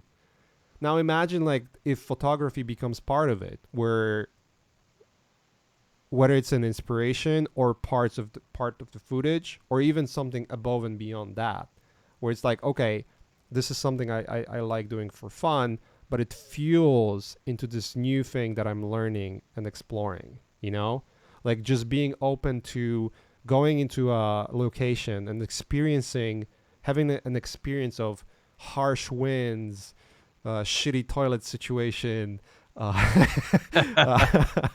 uh, You um, know that. malfunction of camera. Like we were talking about sharpness of lenses the other day, where it's like, I like when the lens is a little softer because it creates that imperfection of what I really like in films. Like it's not crisp, super crisp, and it's just like almost artificial. It has that imperfection in it. You don't really pay attention to that at all unless you're part of both worlds. Like you're part of the world that is creating high fidelity assets, high fidelity art, 4K renders, pixel peeping into your renders if there's noise reduction or whatever. But then you look at lens and you like, oh, there's a beauty in that imperfection. How can I apply that acquired knowledge into my filmmaking? You Yeah. know what I mean? Yeah. Yeah. I, Well, that's all just about cross-pollinating and being varied, you know? exactly. That's That's life. that's That's life, that's my man. that's my point. Where it's, I don't know. When I listen to people saying like you have to specialize Mm. to, I guess for Ghost in now the you Shell can. quote, baby. Ghost in the Shell quote. If you over-specialize, you breed in weakness. Yeah, As much as I it's want to so over-specialize, true. as much as I want to just be the Houdini guy or the HUD design guy or whatever those kind of things are, it's like I know that that's a slow death. You know, Yeah, I and I think that the more variety you can add into your life, reading books on AI or like I'm listening to a book about how to raise and live with a teenage daughter because that's a very complicated thing for me. So I'm trying to understand it, yeah, and that's so different from doing the day-to-day work that I do now. It's like so very different. Then I also listen to like sci-fi stories, and then I'll listen to these AI things that you send me and stuff. And I think what I'm getting at is it's really important to add all these different kind of things into it. And you mentioned like because so if we get on the topic of photography, there's all these like different camps. People are like, this is really really weird how we get like with these tribes. Like I'm a Canon shooter. Man, none of that shit matters. All the real top photographers that I know, they'll sometimes use their phone to take a photo because they're like, well, it's the only camera that matters most is the camera that's in my hand, and it's like the real top high level people that I know. They won't use that for client stuff, but they when they say that the importance of it is just to get out and shoot, that's really great, you know? And what it means is that once you get to a certain level, the tools should strip away. All that stuff should just strip away, and all you should care about is what it is that you're doing. What are you showing? You can have all the tools in the world. Like I get on Mache all the time because he has like all these epic tools, all these cool things that he has, but he never gets out of his office to go use them. And I give him shit all the time because if you spend like, let's say you have a budget of $5,000, you can buy a camera, some really good lenses, and I would spend the other half of that budget on some trips. You go, and what's great is you can literally get in your car and then just drive away for a day and go like on a weekend and go experience a new place. And that's what I was telling Mache, and we get on the topic of photography, is photography, I think, saved me a lot and my mental clarity, and it just saved me in general for my love of things because it gets me out of the computer, it gets me out of the office, and it gets me to go experience something. Yeah. Life. And since if in our computers so often we're trying to mimic life, well, you can't mimic life by looking at CG textures or ArtStation, all these things. That's mimicking a style. If you want to mimic reality, you need to go experience it. You need to photograph it. You need to look at it. You need to pixel peep. You need to take. I think I've probably taken maybe like 40,000 photos now on the quest of taking 100,000, or like, you know, like I'm trying to go like on 1,000,000 photos. What is my photography going to look like at 1,000,000 photos, you know? And is that going to impact my CGI work? How does it all come together, you know? So, but a random tangent, but It's what I'm not a getting at, random tangent. I agree with you 100% on this, and that's also, and that sort of plays to a point that I'm trying to make, which is, you know, you're not directly trying to monetize the idea of like, oh, I'm making this hobby and this is gonna make me money in the one way or another. Like obviously we take hobbies and we do hobbies because we love doing that stuff, but sometimes hobbies we, become work, though. Yeah, it's right, true. yeah, Our eventually they hobby as a are. kid was to draw, and then now what we do is They can't, that's like they can, but you know, you do jujitsu and that's not work for you. well, if I wanted to do jujitsu professionally, I would, you know, Right, but I don't exactly. love it as much as I love these But things. there's certain things you learn from doing jujitsu, even though that's not your professional work anymore, or that's not your plan to for jujitsu to become your professional work. You're still taking invaluable lessons from doing the classes. Same with photography. Like as I said, if you wanted to, I know if you wanted to, you would be fucking awesome professional photographer, like successful one, knowing like the way you approach things. I know this for a fact. But whether you do it or not, it doesn't matter. Like that's a future outcome that can possibly be monetized. I think the more value is in the fact that what you said, hey, I realized that I need that time to get out, clear my mind. The clarity of mind of doing that, the experiences you have by whether you want to travel or take upon something that is completely non-related um, to the work you do, all of that cross pollinates across the board and makes what you do professionally that much better and that much more genuine in a way. It's like you're not becoming this over specialized machine that learned one or two or three different softwares and you're only doing one thing over and over and over. Like because you go out and have those experiences, um, you know, you are learning, oh, like I can apply it now. Like it just opens those different cells in your brain to tell you like, oh, like maybe in my real work now I can approach this from the different perspective because I had those experiences and they opened my mind on how to do things, you know. Yeah. Well, That's like a life is safe full of bet actually too, coming back, like looping back to AI, right? Like I don't think it's in our, again, speculation, but I don't think it's in our lifetime where we're gonna have real general AI that can think almost like human. I don't think that's gonna happen. not maybe not in ours. Yeah, Yeah. So unfortunately, I so would love think to see that. Honestly, I know people are so afraid of it. I think it'll heighten just the human experience in general. right. Really do. I look at like the movie Her was a very intellectual representation of what I think it will become, Mm. and that's it. Like because if you look at it, that movie, if you haven't seen it, spoiler alert, but it's basically AI as a shaman to help somebody through heartbreak. That's really what it is. I mean, that's It really seriously what it is. is. Yeah.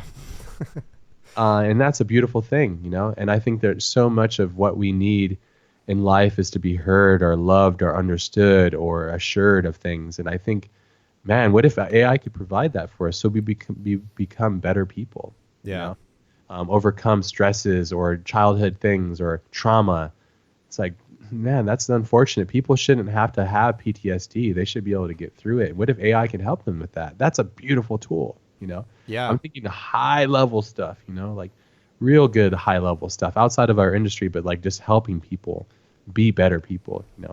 Augmenting Sure, your there are going to be some bad experiences. stuff, but I think honestly, this is my evaluation. If things were as bad as people say, or all these topics, or like Trump's bombs and Korea this and that and all that shit, honestly, if I left my house, it should be like zombie apocalypse. If that's It's all a bunch of bullshit, dude. They're just getting your time and attention. They're just putting you through their fucking ringer. Yes, there's bad things. Yes, there's bad people. Yes, there's and horrible shit going on right now. But I'm looking at the ratio. There's a small ratio of that if you look at the human experience on Earth right now. Yeah. There's a lot of shitty things, but they do not outweigh the good things. They just don't. They don't. For some people, they do. And I think that as a collective human like society, we should try our best to help those people as much as possible because there's no fucking reason at this time in life in our world that people should be suffering. It's just bullshit, man. It's bad programming and stuff. So Yeah. Some people in chat are saying that VR is already helping people with PTSD and phobias, you know? yes, yes, So I've that's heard already about that. happening. Yeah. That's where I want to put my future into is either, and I'm actually doing that. I can't talk about details, but I have a project that's pretty special with Unity. It's, I can't say specifics, but I'm working on something that's really, you and I talked about this, and I was talking about this with Francois as well, my friend who I'm building, friendly robot who I'm building Passage with, is we're like, okay, well, people keep asking about programs and all that stuff, and I still think it's very relative and relevant to know these programs because that's how we create these works. That's how we translate our imagination out to the world in a broadcast sense. So the next programs that I'm really curious about and really considering learning and getting into is going to be Houdini and either Unity or Unreal Engine, and then possibly starting making music with Ableton. Those are my key things that I'm curious about and interested in. And I'll explain it, and maybe Mache should explain why he wants to learn those too. Houdini, first and foremost, is just because the power of its It's pretty um, amazing. Yeah. yeah, you can really, if you can think it and you can imagine it, and if you can make a roadmap to it, you can create it in that program. Whereas, like, if you made a roadmap, let's say in 3D Studio Max, or I don't know how 3D Studio Max actually works, or like you made a roadmap of like, I want to create procedural like brushes in Photoshop. I think you could probably get somewhere there, but you couldn't go, I want to make a procedural CGI town in Photoshop. Basically the roadmap ends. It's like like Photoshop is a little island. Hmm. It's a great island, but it's very small in comparison to say like Houdini, which is like, if we look at it in size, it's like Photoshop is Scotland and Houdini is China and Russia combined. Maybe it's Africa. I don't know in regards to continents. So it's a very big, vast thing, and I think it's very powerful. Another reason about the using the game engines is so much of what we do gets lost in production. You're doing right now, like if I'm making my film with Francois, and you're making your film right now. So much of what you do gets lost along the way of production that it's just horrible experience. You got to do renders, you got to do render passes, and you bring it into After Effects. It's so labor intensive, and it's so like I dread when I have to go into these experiences because I'm just like I just want it to be That's done. that's the part where AI excites me, like just automating all that grueling, impossibly frustrating work, you Yes, know. that's a. I mean, there's a part of it that's really great because like when you work out really hard, and I think it's just us attaching ourselves to what the human experience is or was prior. But I think the future is not about that. I think so many people, and I get it. It's like, oh, you need to dig a hole to experience that, and I agree. There's certain things about like overcoming adversity or trying new things or failing and succeeding. That is part of the formula, but the formula is rapidly going to change. Hmm. And is that going to devalue things? Yes. Is it going to make time for better things? I believe so. And by better things is, I mean, once it comes down to it, if you look all the way down to the past or the future, it's like, where is the common denominator? Where is it for creatives and artists alike? It's like, We just want to share what's inside of us, like our soul. It's a higher form of language, really, if you think about it. Once you break it down, you strip all the trends away and you're really making authentic work of your own. You're just trying to express who you are. And the faster you can express that, the better you are, because the more people can go, oh, you might be this one person physically, but you're actually this completely different entity, you know? And Yeah. to me, that's fascinating. But that's just me. I don't know. I mean, I'm on my own complete different quest. It's very different for people, I think. So, It's definitely fascinating, man. It's definitely fascinating. It's just, I think it's a good um, mixed bag of things to come. You know, yeah. Why are when you going to learn Houdini? Why are you going to focus on these things next? well, what I like about Houdini, and fuck, remember when you were getting into rendering engines for the first time, and I was like basically spamming you about like, hey man, like the node based freaking shaders, like you have to do that, like that's the best way to do stuff, node based everything, node based, and you're like, shut up. Yeah, because I was in the trenches, like dealing with like crashes and horrible stuff, and I Yeah. was like, yeah, yeah, yeah, okay, I get it. Yeah, yeah, leave me alone. Leave me alone, shut up, But like you've I don't always want to deal been with like that. that. You've always been like, oh, this the future, this, that. You're always sending me links. So I'm like getting fed from you. It's important to have that, you know. Thankfully, you guys have Mache, and Mache is kind enough to share all this stuff with you, and you guys have this art cafe, because then you guys get a similar amount of direct feedback that you get from that I get as well, and that just helps. So I'm not nearly trying. as I'm intense. trying. Yeah, I'm just spamming it all the time. It's kind Well, of it's not funny just because that. You send me all kinds of comedy stuff too, and like yeah, I know. farts and like deers But it's fucking kind and of all that. funny because like I'll tell you, hey, I'm excited about this shit, and then like you're like, get out, like I'm not interested, and like 2 months later you're sending me the same shit, like, did you see that?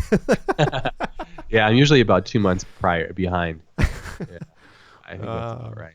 I But then think when I do it, I'm like, wow, and then yeah, I think I'll I'm go out. more of a person that kind of like dives into all of those ideas and explore, and you're like picking up, like this is good too, like I'm gonna take this and Well, like then I apply it. yeah, yeah, yeah. Yeah, Like because you, you're. I guess that's right. Because you'll go like, I'm gonna research all the lenses. You buy the lenses and the gear, and then you don't use it. But I'm like, okay, I wait till you buy them all. You tell me, and then I start you. I use you as like a front shield almost on. all lenses I bought I You're like saw my already. Yeah. castle shield. I'm the king inside in the middle. Like, okay. To be fair, Yeah. I became a little smarter about that. Yeah, you've gotten better. And I think from me just giving you lots of shit, Yeah. you're going to go out and do some stuff. And I'm sure your experience of doing that is going to evolve the way that you look at things. It's going to evolve your art. It's going to evolve Yeah. you as a person. And that's really great. But You you know, it's asked why important. Houdini is because of that. Like because I love, the first time I had any experience with node based creation of anything was Fusion. It was a Apple product, I think. It was like a compositing Yeah. software back in the days.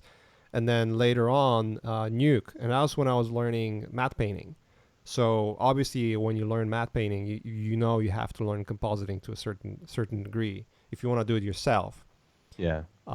because you need to composite all that together with like other footage, like the green screen footage, whatever. That's back in the days. That was like 10 years ago. Yeah. Isn't that 10 years crazy ago. how much has Yeah, changed? it's more than 10 years ago actually. But I remember just like because working in Photoshop, you work with layers and you toggle them on and off, and nothing is really connected to one another. Even back then, you didn't have the clipping layers either, so it was like literally just layers. So for me, it was like a groundbreaking experience to have some. Oh wow! Like I can connect nodes and I can reuse, like, let's say if I created a parameter for opacity, instead of being 100%, I created like a float node that was 50% and connected to that to the opacity.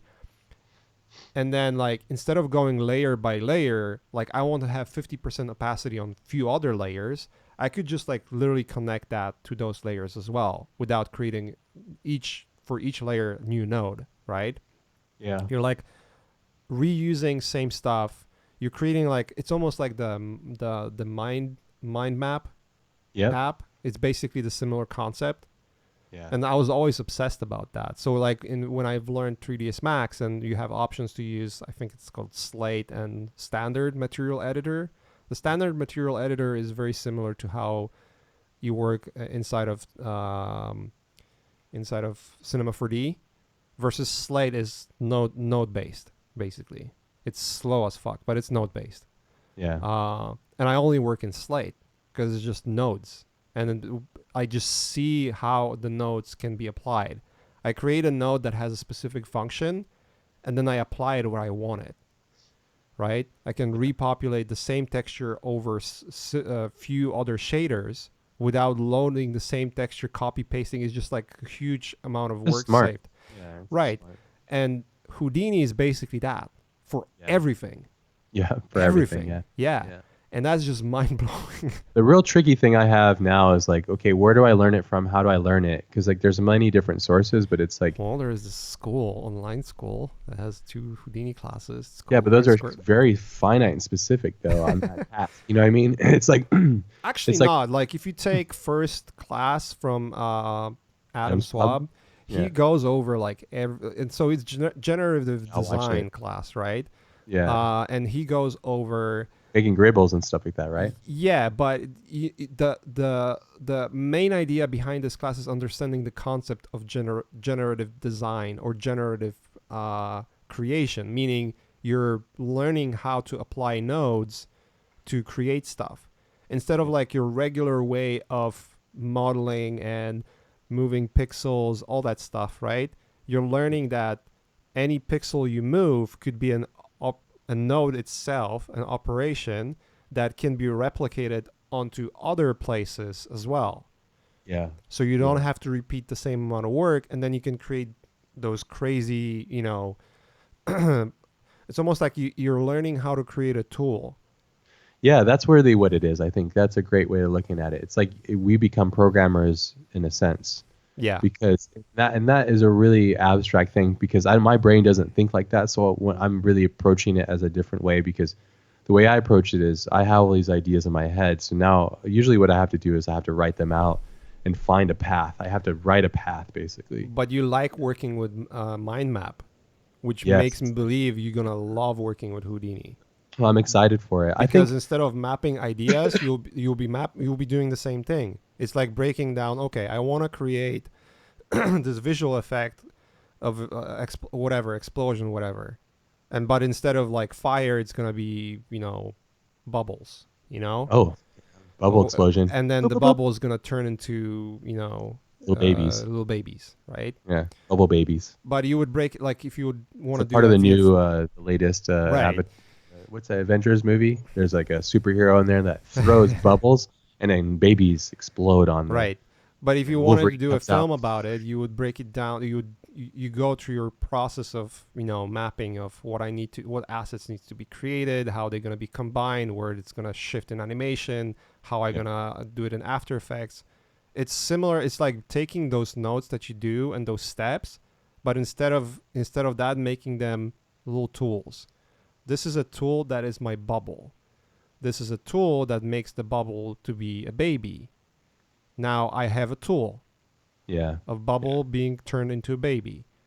Now I'm gonna add a tool. I'm gonna add another node that is basically responsible for timing. So this is how much time it's gonna take the bubble, and then you create variations, and all of that becomes like your in a spreadsheet when you create shots for your movies.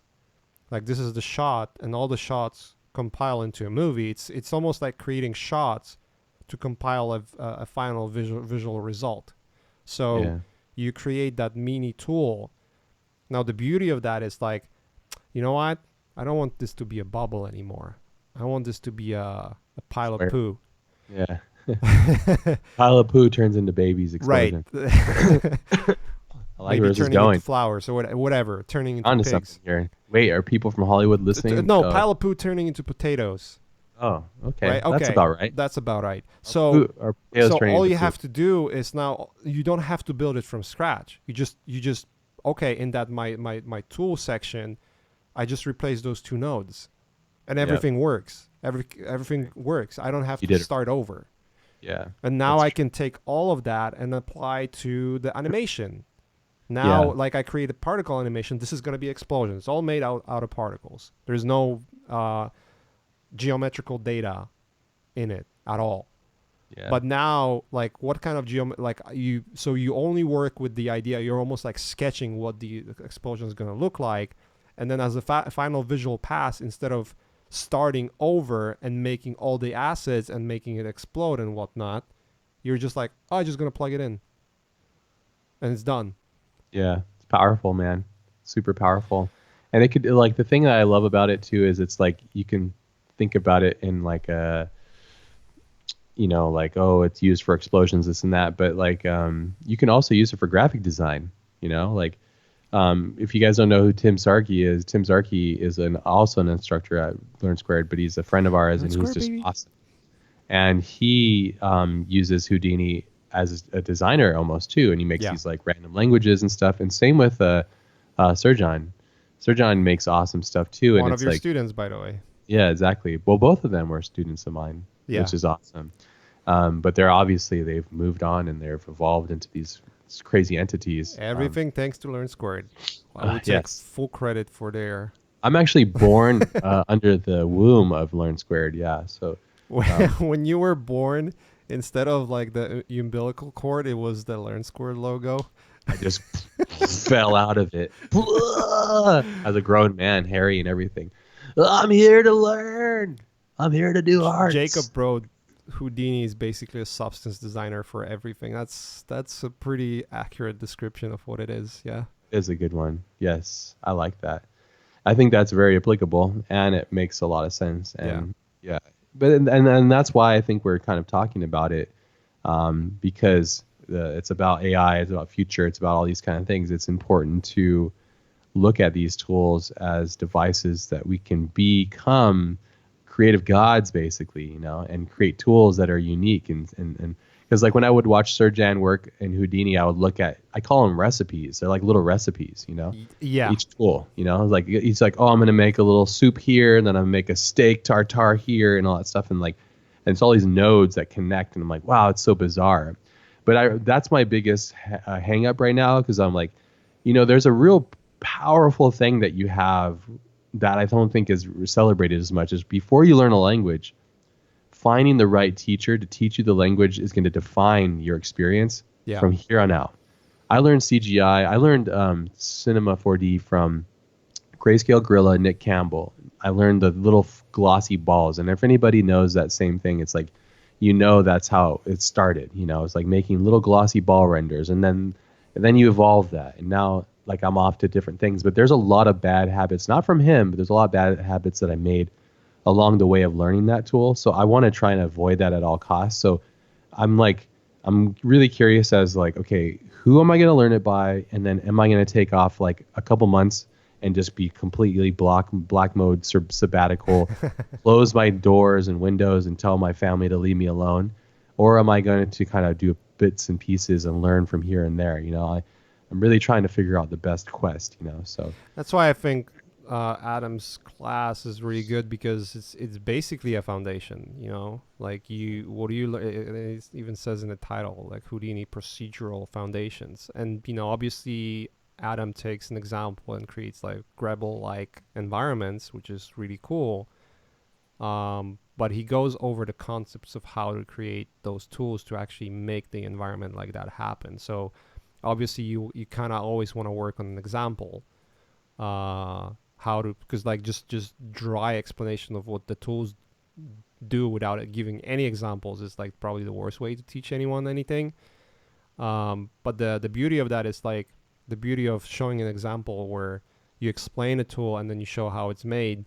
With his class, I've been watching it, I started watching it, and it's pretty good because like it just goes over the idea of, okay, this is the base, this is how I make those little recipes, and now if I apply this to an idea of Grebel, this is the result. So it yeah, gives you a visual feedback of what those recipes do, and then you can change those recipes. But you start to understand the language and the philosophy behind how those aspects work together.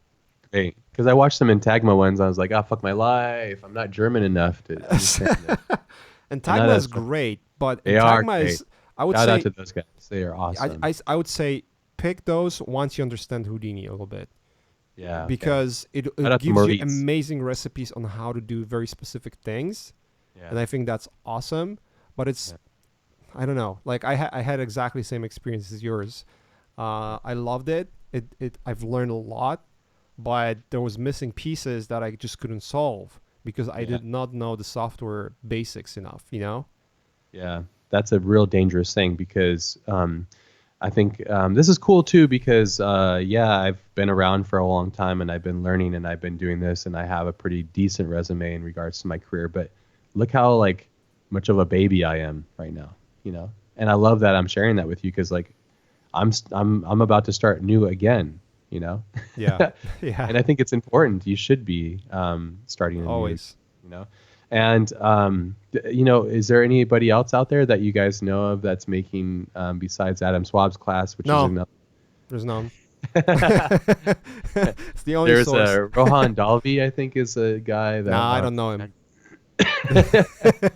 That's true. All else people, who cares about them? Yeah, Yeah, who cares? I don't know but him. it's but I'm trying to figure out the best way to get the best information to learn the language the Listen to fastest, but Puppy. the most get the foundation because it's more or less like with all the gumroads out there, with all the information out there, sometimes it's actually very fatiguing and can cause a lot of problems if you pick the wrong avenue. It's almost like, yeah, there's a lot of roads in the States, there's a lot of roads in America, but like you don't want to take all of them. Some of them will lead you No. into some shitty places, but some of them will lead you to some really great places. And what I'm trying to do is get to the Hollywood Hills, baby. I'm trying to get party time. You know, I don't want to go to Compton, you know, but it's all that is just like one freeway exit from the other one, you know. So what I'm getting at is a lot of that time comes from just people saying that. So I didn't realize that. I thought Adams was more like specific on that thing, but if he's No, covering no.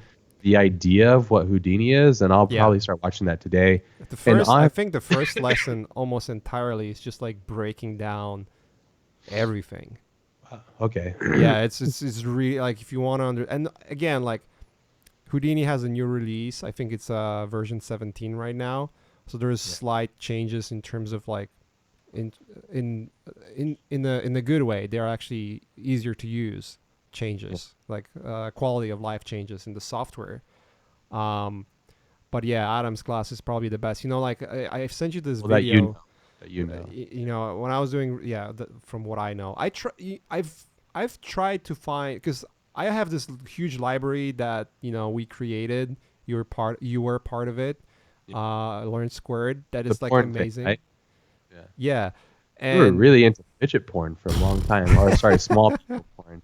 Triggered. Hashtag triggered. triggered. But it's an amazing library. But I still I know you want like. to talk about your porn obsession with I little know, people. but I still like to research other sites. You know, um, but you know, I sent you this thing, this little video I've recorded, which was basically my reaction to how YouTube videos look like these days. Yeah, it's a stupid fucking trend, man. It's so Yeah, annoying. and that's the frustrating part Hey, about the smash scatter that of like button. Blah, blah, blah, blah, blah. Fuck off, man. the frustrating reality of researching, if like what you're saying, like, hey, I want to learn the software but I don't want to fall into bad habits. Like, if vast majority of stuff that is out there, you will fall into the wrong habits, you know. So it's very important to find The right foundation. the right Especially the foundation. first entry that you have. Because it's like you're moving to a new city and you take the wrong exit and you're like, what the fuck? But there is other parts in the city that are great, that are awesome, that should be experienced, you know. That's Yeah, the way I look at it. And it's a beautiful thing not to know a language and to be introduced to it properly, but you have to find the right people. You have to have a good tour guide. And not until you have a good understanding of what the city is, then you can go explore the worst parts or the bad parts or extract information. Because if you think about it, and this is something we should talk about, Neuro-link, and then we should probably wrap it up because I got to get back to my yeah, day. same. But when you think about the experience of how we learn, it's so fucking shitty, man. I hate it. I fucking hate how slow it takes us to learn, at least me. Like I have to, this is the process it works. I exist and then I see something, I observe it, and then I look at the patterns, I acknowledge it, and I bring it into my reality. Try to repeat it. I take that, and then I hopefully create a habit system inside myself that comes up as a memory. That memory then kind of triggers moments when I'm going to need it later in practice of actually executing it. That process is so shitty and long. If we could, And with you specifically, it's elongated by like 20 dude, trips I to have, toilet, 20 trips to the toilet, at least 4 hours of Pornhub a day. and It's then taking a unhealthy. lot of shit, a Lots lot of of shit, shits. Yeah. and I then should making at sure you least, send it to me. yes, pictures of shits. You got to take the shits. You got to send it. But the It's a whole process of ordeal. learning is such a pain in the butt. It is incredibly rewarding, but a big part of the process is horrible. It's like Yeah. it's just not a good thing. So bringing in the Neuralink, what little I know about it, whatever it costs, I'm gonna buy it. Yeah, it's like Matrix basically. From what I understand, listening to Elon, because that's I think that's what he's working on. He has like a group that is working on it. From what I understand, it's basically like we sort of are cyborgs in a way if you think about it, right? We have we have an extension of our knowledge, which is our cell phones or internet. That's a huge extension of our knowledge. On the on the fingertips, you pretty much know everything that everyone else knows around the world, or like vast majority of it. There's Almost secrets of it, anything. but you have unprecedented amount of knowledge in a single search. Yeah.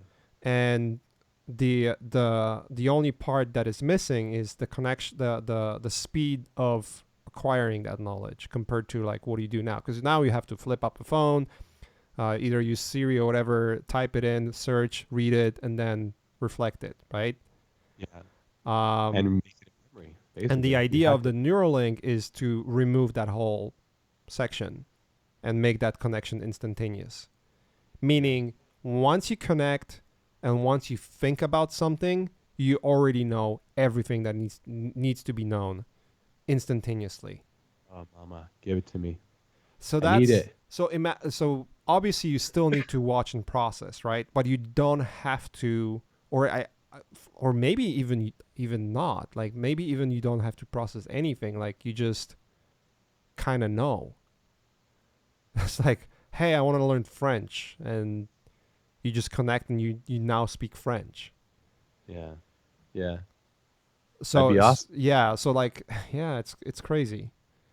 Well, I I don't think know. that's really what it needs to be, though. I mean, the connection is like so shitty. The Yeah, process of learning and retaining information is so shit. Um, I think you it's gonna know, be very important for humanity to, and I don't know how it's gonna happen, but it's like yeah, if only a handful of people, like if that technology progresses as it's progressing, and it gets to a point where it's actually usable and useful after trial and error or human trials or whatever, the first 10 people that will have an ability to use that are going to be insanely overpowered in terms of like the props to them. knowledge and everything. Yeah. It's It's gonna be like they're gonna be like, hey, humanity, hold my beer.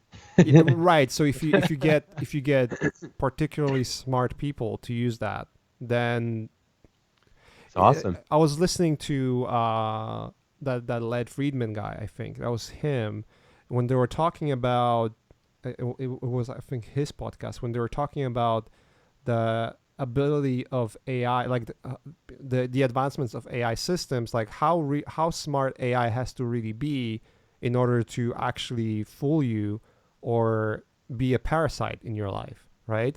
So when you look into parasites, there's like examples of parasites in the nature that fool, like in insects world, there's a parasite that fools to be like a female, and the male, you know, tries to copulate with that sort of insect looking plant or whatever that is. I can't remember exactly what that was, but the idea was that it fools you to do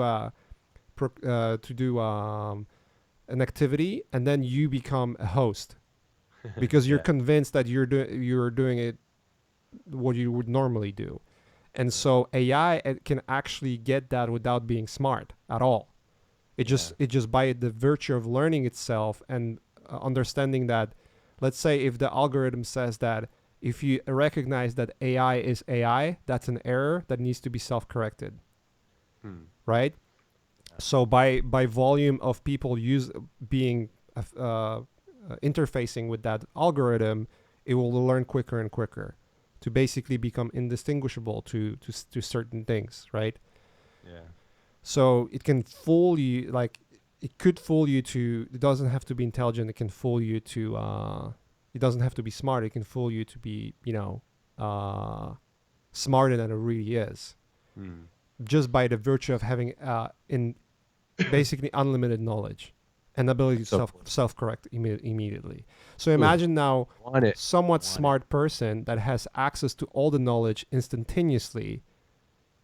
Like it's not beyond any imagination to believe that this person could just become so powerful by the virtue of having all the knowledge and being able to self-correct and manipulate everything you say. Yeah. To make you believe that it's different. Just, okay, I'm not a person that can be manipulated easily. Hey, I have this access to all of the humanity psychology in my fingertips. Yeah. Now I know how to manipulate you, Yep. Yeah, exactly. It is the future, and that is the future. If you look at it now too, statistics, information and the access of information, the use of information is out. It's outsold the value of gold and anything else on our planet. It's just the new currency, and those that will hold that are going to have high levels, and that's why, it's. People freak out about this, but it's like it's literally ingrained in the American society. If you go to college, you earn more. Yeah,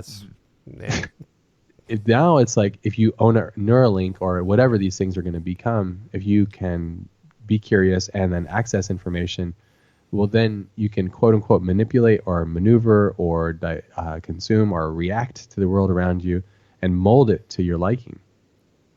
So we're all going to have this ability. It's going to be really great. I'm excited for it. For me personally, it's like, think about it, like we were just talking about me having to learn a new program like Houdini. Houdini is a huge thing. That whole experience would be so much better if I could just be like, okay, where's the best source? Give me the good stuff. But basically it's like, I don't want to learn how to make tacos when I want to be a sushi chef, Yeah. So I need to tell the computer, hey, I want to be a sushi chef. Tell me that. And then it tells me all the information I need of all the masters, gives me all the information, so I know how to make the rice, how to do this, all this stuff. Same thing. I would love that. That would be great. Because now it's like, it's Wild Wild West. I got to go on YouTube, and then I always scroll forward 30 seconds, because the first part is like, hey guys, this is my name, JT, and I want to tell you about super cool stuff. That's exactly what I said. And every time you come here, I got to smash that like button. I was thinking about when you mentioned education, I instantly thought about like, I'll make a video like, hey man, like college is bullshit. In this video, you will learn why. Shit.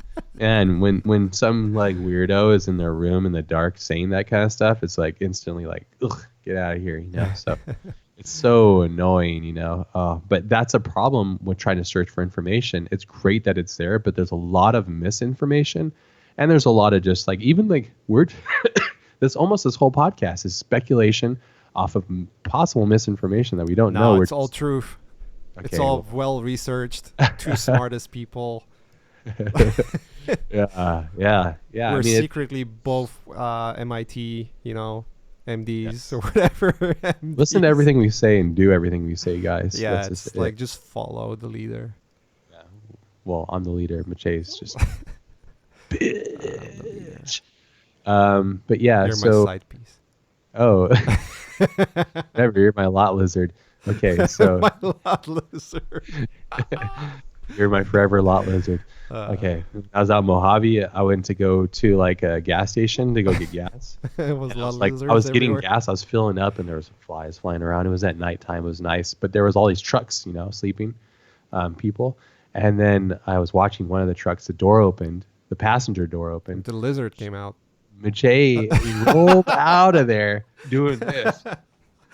And he walked into the AMPM, and I was like, And I went in there. I was Hey, like, I Ajay, just what are you went to doing? have a drink, man. He was slamming a Gatorade in the aisle. I was like, I know what happened there. So, You're uh, exposing secret parts of my life. That's not fair.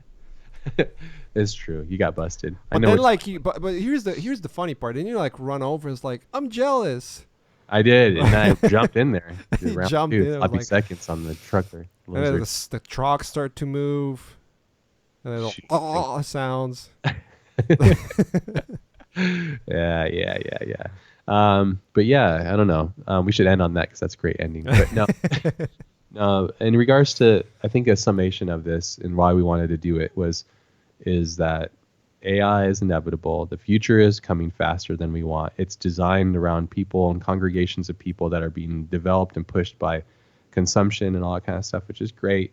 But at the same time, it can be really scary for some people. But I think the key thing that we're trying to say here is if you feel you're in a position in your life or your career where you feel vulnerable, then be honest with yourself and ask yourself, do I have value? Can I create value? Can my life and my job be of value?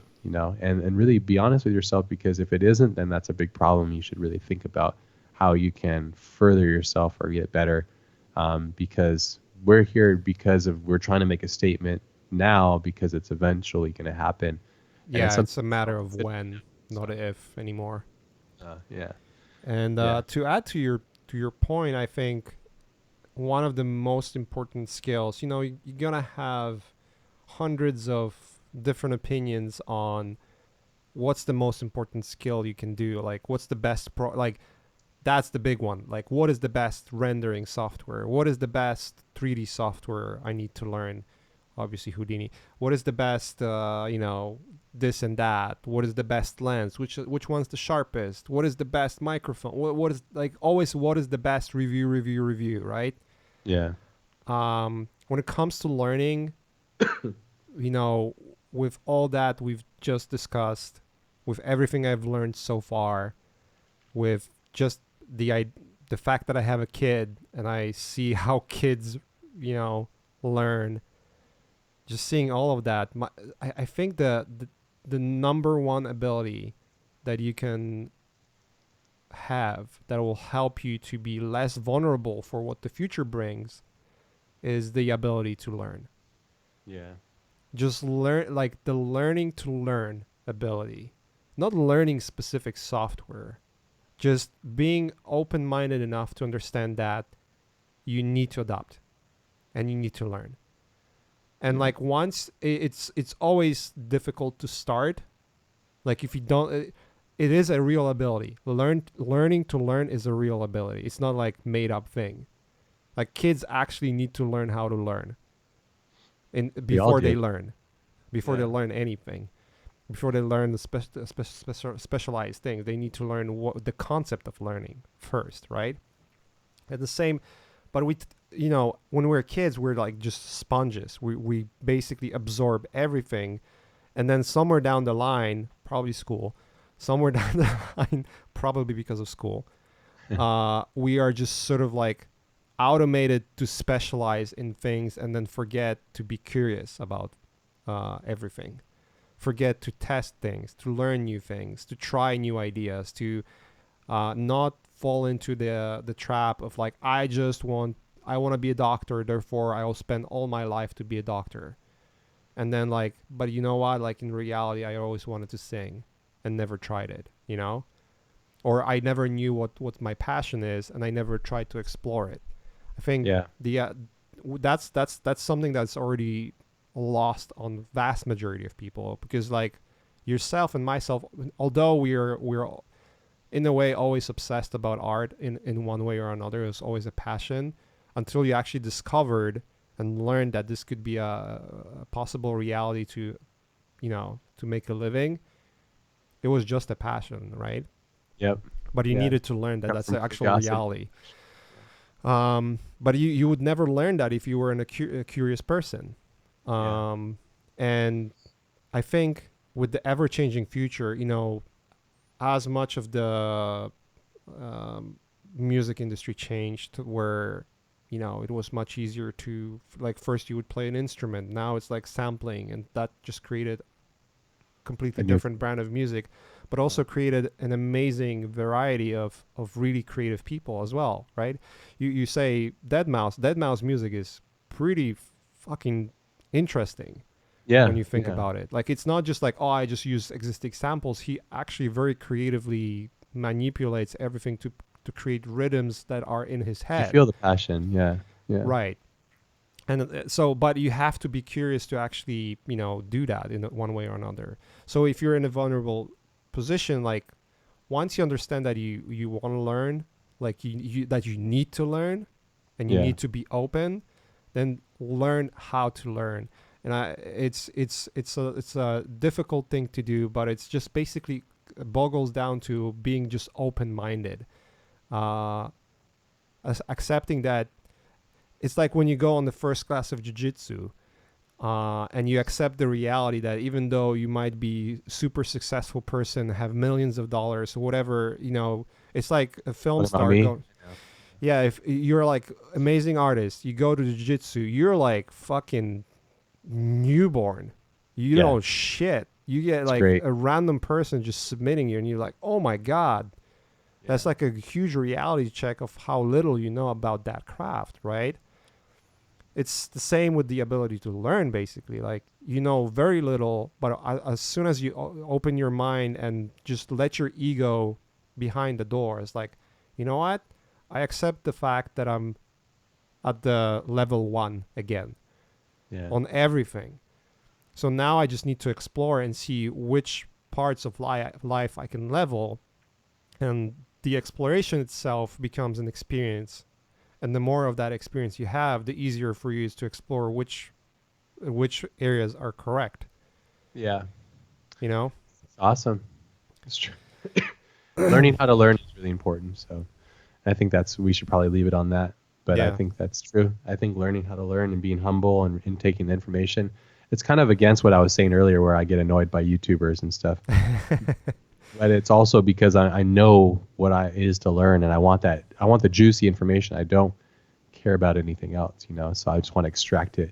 I Yeah. think it's almost like there's ad blockers. Now there needs to be like intro blockers and bullshit blockers. But Yeah. see, like you're exposing yourself to that, and then you quit, like you adapt and learn. Okay, like now I know I have to skip the first 30 seconds, whereas maybe back in the days you were like, oh, I really need to watch this video because this person's saying so. Yeah. No, it's true. I always come back to stuff randomly. So, Yeah. and the key is that there's always somebody that knows something more than you. And the great thing is they're right there on your fingertips. They're all telling you stuff that you don't Mm. know, whether it's something simple or something really complicated. Yeah. It's all there. So yeah. And whether the information is good or not, I always gauge it based on how accessible it is to the plausibility of what I need to learn. You Yeah. know, I only learn based on practice of a pursuit of using it. I don't learn because I'm like, hey, Mache, fucking learn this thing. Oh, fuck about that because that doesn't do anything for me. You have to apply it. You have to apply your knowledge to a Yeah. thing, and that thing becomes the thing that you learned, and it's great because you can go like Epoch 2 is the thing. I was like, look at all the things that I learned. It's all there. That's all the things I've been learning over the years, and it's only going to get better as things progress. But it's a thing that you can look at and go, like, it's a thing. Either you like it or you don't. It doesn't matter. It's a thing that is a accumulation of Yeah. progressive knowledge. And I'm watching you make your film. I'm like, look at all the progression from using DAZ stuff to knowing mocap stuff to doing all this cell shader stuff. Like you're clumping clusters of knowledge together to make a product of something, and that's the key Lots of too. R&D and fucking, yeah, and Lots of success, lots of stupid failure. questions I throw at you. So No, those are, but they're all good. And all your questions, I'm like, oh, you could just watch Michael Wrigley's class, both of them, and you'll get all the information that I know, and then some probably because he yeah. knows it. So, but yeah. So let's close this up because I got to get back to work. Yeah, me too. Let's close it on this actually. Thank you for having me on, Yeah. and thank you for everybody that was here. It was a nice, steady stream. Everybody was cordial and nice in the comments. So, props to you guys. I appreciate that Yep. personally. Let's wrap it up, guys. We're gonna try questions next time. I really gotta get back to work, Yeah, much we're like screwed. yourself. So let's wrap it up here. All right, guys. Thanks a lot for being here. For everyone who joined, live, and I'll see you next week. Yeesh. Bye See ya, bye. everybody. Peace out, yo. Peace. Peace.